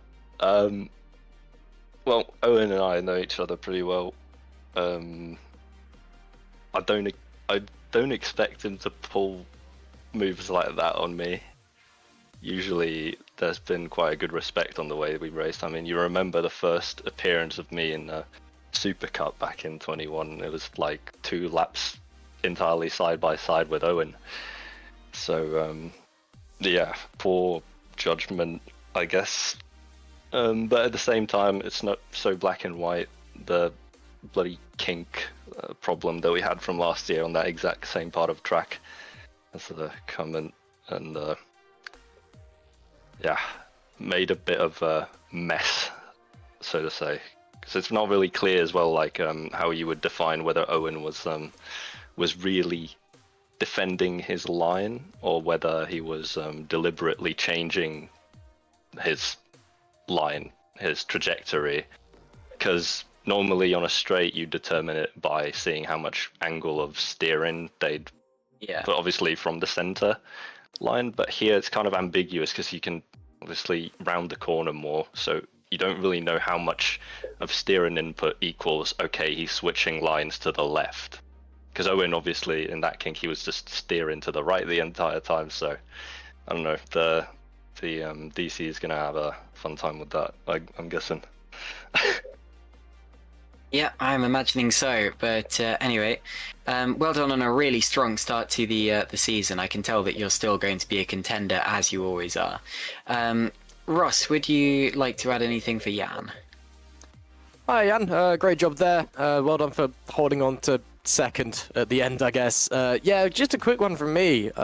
Obviously, that is now the first race that you guys have done as Super Venturi with your new Supra engines. How did that go for you? Are you all happy with all the data you've got, and what's the game plan with the engines moving forward? Yeah, the group's pretty happy, to be honest, with how we've started the season. Obviously, Robin, we used to work together quite a lot with Adonis and share information, this and that, and prep for the races. So with Robin gone, it was quite a big role, or big shoes to fill. But I'd even say because we still work with Adonis despite now having separate engines. But Xavi Ross, big shout out to him for all the work he's done pre-season.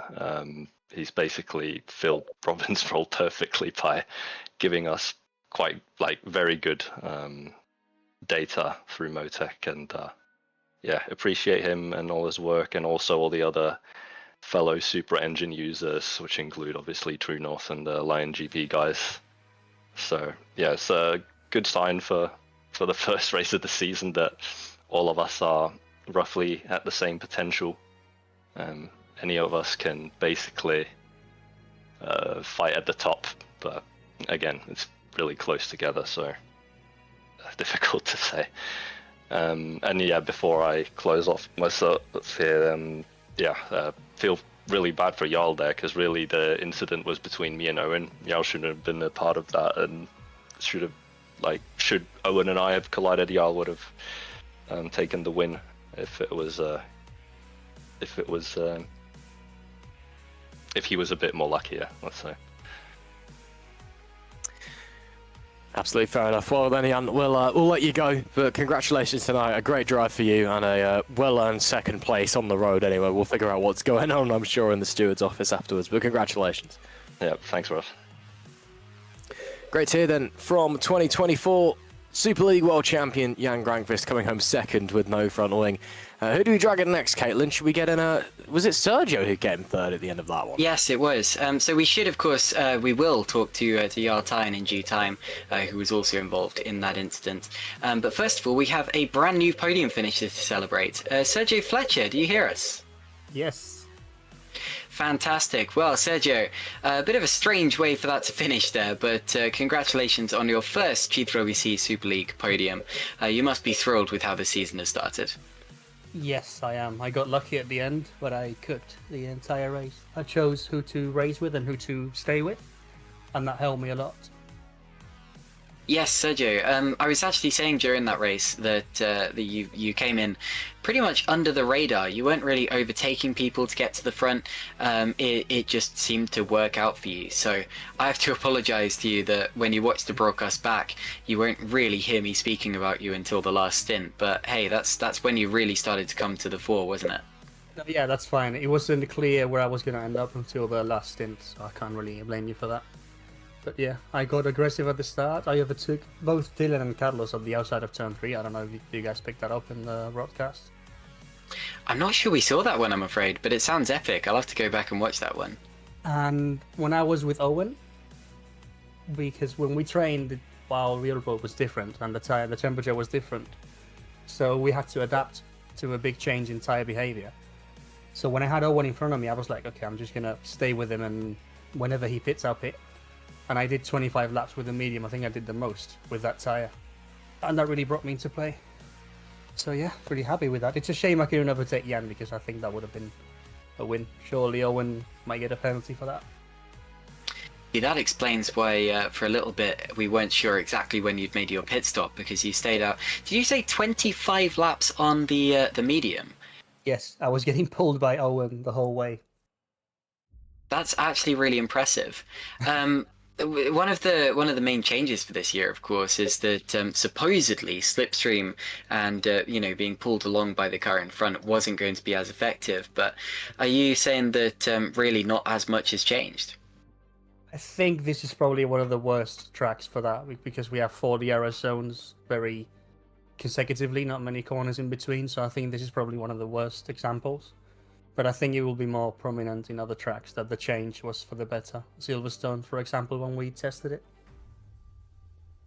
That does make a lot of sense, actually. Yeah, there are 4 DRS zones here. How are you finding the new cars? I don't think we spoke to you in the pre-season test, but yeah, how do they feel to you? I'm really enjoying it. Although I'm a bit biased because I bought new everything, direct drive, new pedals. My old equipment was pretty much broken. I was driving with the wheel that wasn't staying straight. My pedals kept failing every now and then. So I think I made a jump with this new equipment. And also the car, I find it really enjoyable to drive. Well, yes, I mean, clearly finishing and qualifying well inside the top 10, those direct drive everything have really helped you. So are you looking forward to the rest of the season? Are there any particular events that you're really looking forward to? I'm really looking forward to Jeddah. I really like that track. Okay. And we have a little surprise for Japan, so stay tuned for that. Right. Well, we only have to wait 2 weeks for that, so that's cool. But yeah, thank you, Sergio, and thank you for the hot lap that you provided us with as well. That was very good to see. No worries. When I was recording it, I had to do 2 or 3 attempts because I didn't realize how fast I had to talk between corners. Not much time in Melbourne to explain things, but yeah. It can be a tricky one. Before I let you go, just quickly, we also have Ross here. Ross, do you have anything for Sergio, our brand new podium finisher? Well, first of all, big congratulations, Sergio. It's I feel like that's been a long time coming. So congratulations for getting up there on the podium. Yeah, just you guys seem pretty confident with the car. Obviously, you've had a great race. Alice actually finished the race and didn't disconnect, so good start for the team. Are you guys all happy moving forward? Yes, we knew we were strong, but we didn't know we were this strong. So yeah, we're happy with our progress and the results, at least on my side. Awesome stuff. Yeah, happy you should be indeed. Thank you, Sergio. Thank you very much. Have a good night. So that was Sergio Fletcher, our podium finisher, a driver who will feel that he should have been a podium finisher, and probably quite rightfully so, is Jarl Tyen. Jarl, first of all, commiserations, that was not your fault, and you know it. How are you feeling? Not as bad as you think. It was definitely disappointing to be taken out just like that, but honestly, relatively happy to be qualifying P4 in the probably one of the most competitive grids of all time in GPVWC. And I PB'd in qualifying. Everything just felt hooked up. Same in the race. You know, I was the only one on hards, able to quite easily keep up with the guys on the softs, and I just felt like I was in such a good position. And it kind of came out of nowhere, but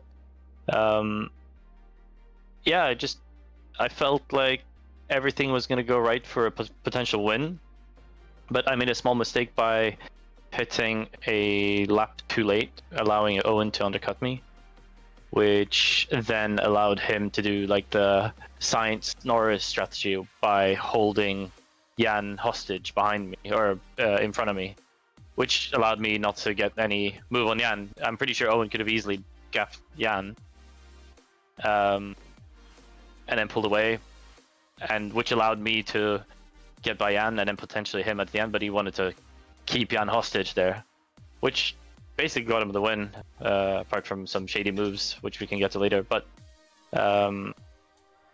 I got lucky by having Jan make a mistake, which allowed me to get the move, and I had control of getting by Owen at the end on the final lap. I had plenty of P2P, my tires felt good. But then I made a small mistake in turn 6. The only time I made a mistake in turn 6 the whole race, which allowed me to have a poor exit. It wasn't great. I didn't get really much of the slipstream at all until the very end of the straight, and obviously I made a move. Owen made a late move right at the end.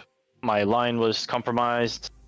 We were both going very slow. Then Jan, obviously, with overspeed, he gets by me, and Jan makes a double move on the straight, which is against the rules, most likely a penalty. And yeah, nothing I can do in that incident. And I'm very unfortunate to lose a wheel as well. That's the gutting bit, because without losing the wheel, at least I keep P3, most likely. But yeah, I have to crawl to the finish. So that's like kind of the commiserations, I guess, to have at least a finish, even though I lost the wheel. I was lucky to be able to crawl back to the pits. But yeah, overall very happy having the pace in both qualifying and the race, but obviously disappointed with the final lap. Oh, hey, Jarl, you had an accident here last year and you still ended up second in the championship.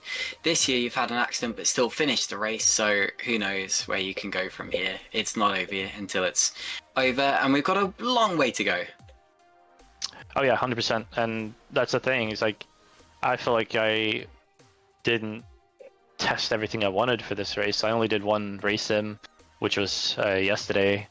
The usual method of the way I test last year, I wasn't able to do this race. So I feel like there's so much more potential, and that's why I'm overall very, very happy, because like you say, it's a long season. So even retiring this race wouldn't have been too disappointing either, knowing I have the pace. And we as THR usually find a bit of pace and continue the rush towards the mid-end of the season. So yeah, overall, like I said, pretty happy, and I think me and Tom can have a good season.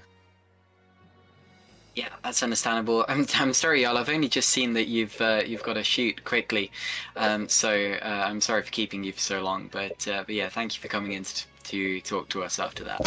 I can finish off by saying a lot of thanks to everybody on the team, and I want to say a special thanks to Aaron for stepping in. He had a very unlucky crash at the beginning of the race there. I think he was in a shot for the win, but he put in a lot of effort in the setup, and he allowed us to unlock a bit of pace right before the race. So a big thanks to him for putting the effort in as a stand-in as well, you know. But yeah, thanks to everybody on the team. Yeah, exactly right. And I'm, wishing the best for Sven Schubert as well. I hope he feels better. Yes, absolutely. I forgot about that. I will give a shout out to Sven. He is struggling right now, but he will be back on the grid as soon as he can. Thank you, y'all. Thank you, Caitlin. All right, so that is what we're going to end on then. GPVWC, I do apologise to everyone who we didn't get around to, but the waiting for the interview room is absolutely jam-packed right now, and if we got around to everyone, we would be here until Japan, which incidentally is the next Grand Prix, so make sure that you look out for that in just 2 weeks' time, where we'll be at the Suzuka circuit. And I tell you what, Australia is a fantastic place to start a championship. Japan is a must-go-to for any Grand Prix calendar, so I'm definitely looking forward to that one, and you should be as well. Make sure that you look out for all of the other categories before then as well. Obviously, we have Formula Sprint 2, Formula Sprint 1, and Superlight, and I believe there is going to be an Academy race as well. So absolutely plenty to look out for. It's all on the same channel. It's all going to be put up before the event actually starts, so if you see a live stream get scheduled, then you know what you are looking for. Until then, I would like to say a big thank you to Remco de Zeeuw for providing us with the sights and sounds and everything that you have seen. I'd like to thank everyone who made the videos and the little tidbits that we sprinkled in, especially at the start of the broadcast. Toby Davis has made several of the adverts that we've got, such as the commentary advert that we did. We had the season review from Ed. We also had the hot lap, which was done by Toby, but also driven and commentated by Sergio Fletcher. So thank you very much to everyone who made any of those things happen. Thank you as well to Ross. It's been so good to commentate with you, Ross, for the first time since I think 2022, if you exclude the preseason test. But hey, this is for real now. But yeah, it's excellent to have you back, man, and I hope you enjoyed it just as much as I did. Oh, I had an absolutely fantastic time. Thank you very much, Caitlin. What a way to kickstart our 2026 Super League season. A brilliant race, lots of strategy going on, and of course that crazy, crazy ending as well. And just how equal it all was. Again, new cars, blank slate, lots of people looking fast. And again, in qualifying, we had 9 different teams in the top 10, for example. So I think we're in for a hell of a year here in GPVWC Super League. Bring on Japan in 2 weeks' time. Yeah, I couldn't agree more. So thank you all very much for watching. We had record attendance, I believe, today for GPVWC, at least for the past few seasons, and I can't thank you all enough for that, because we have put in so much effort for the broadcast, and for this one to be recognised as it was, honestly feels really, really good. Until next time, take care, and we'll see you then. Goodbye.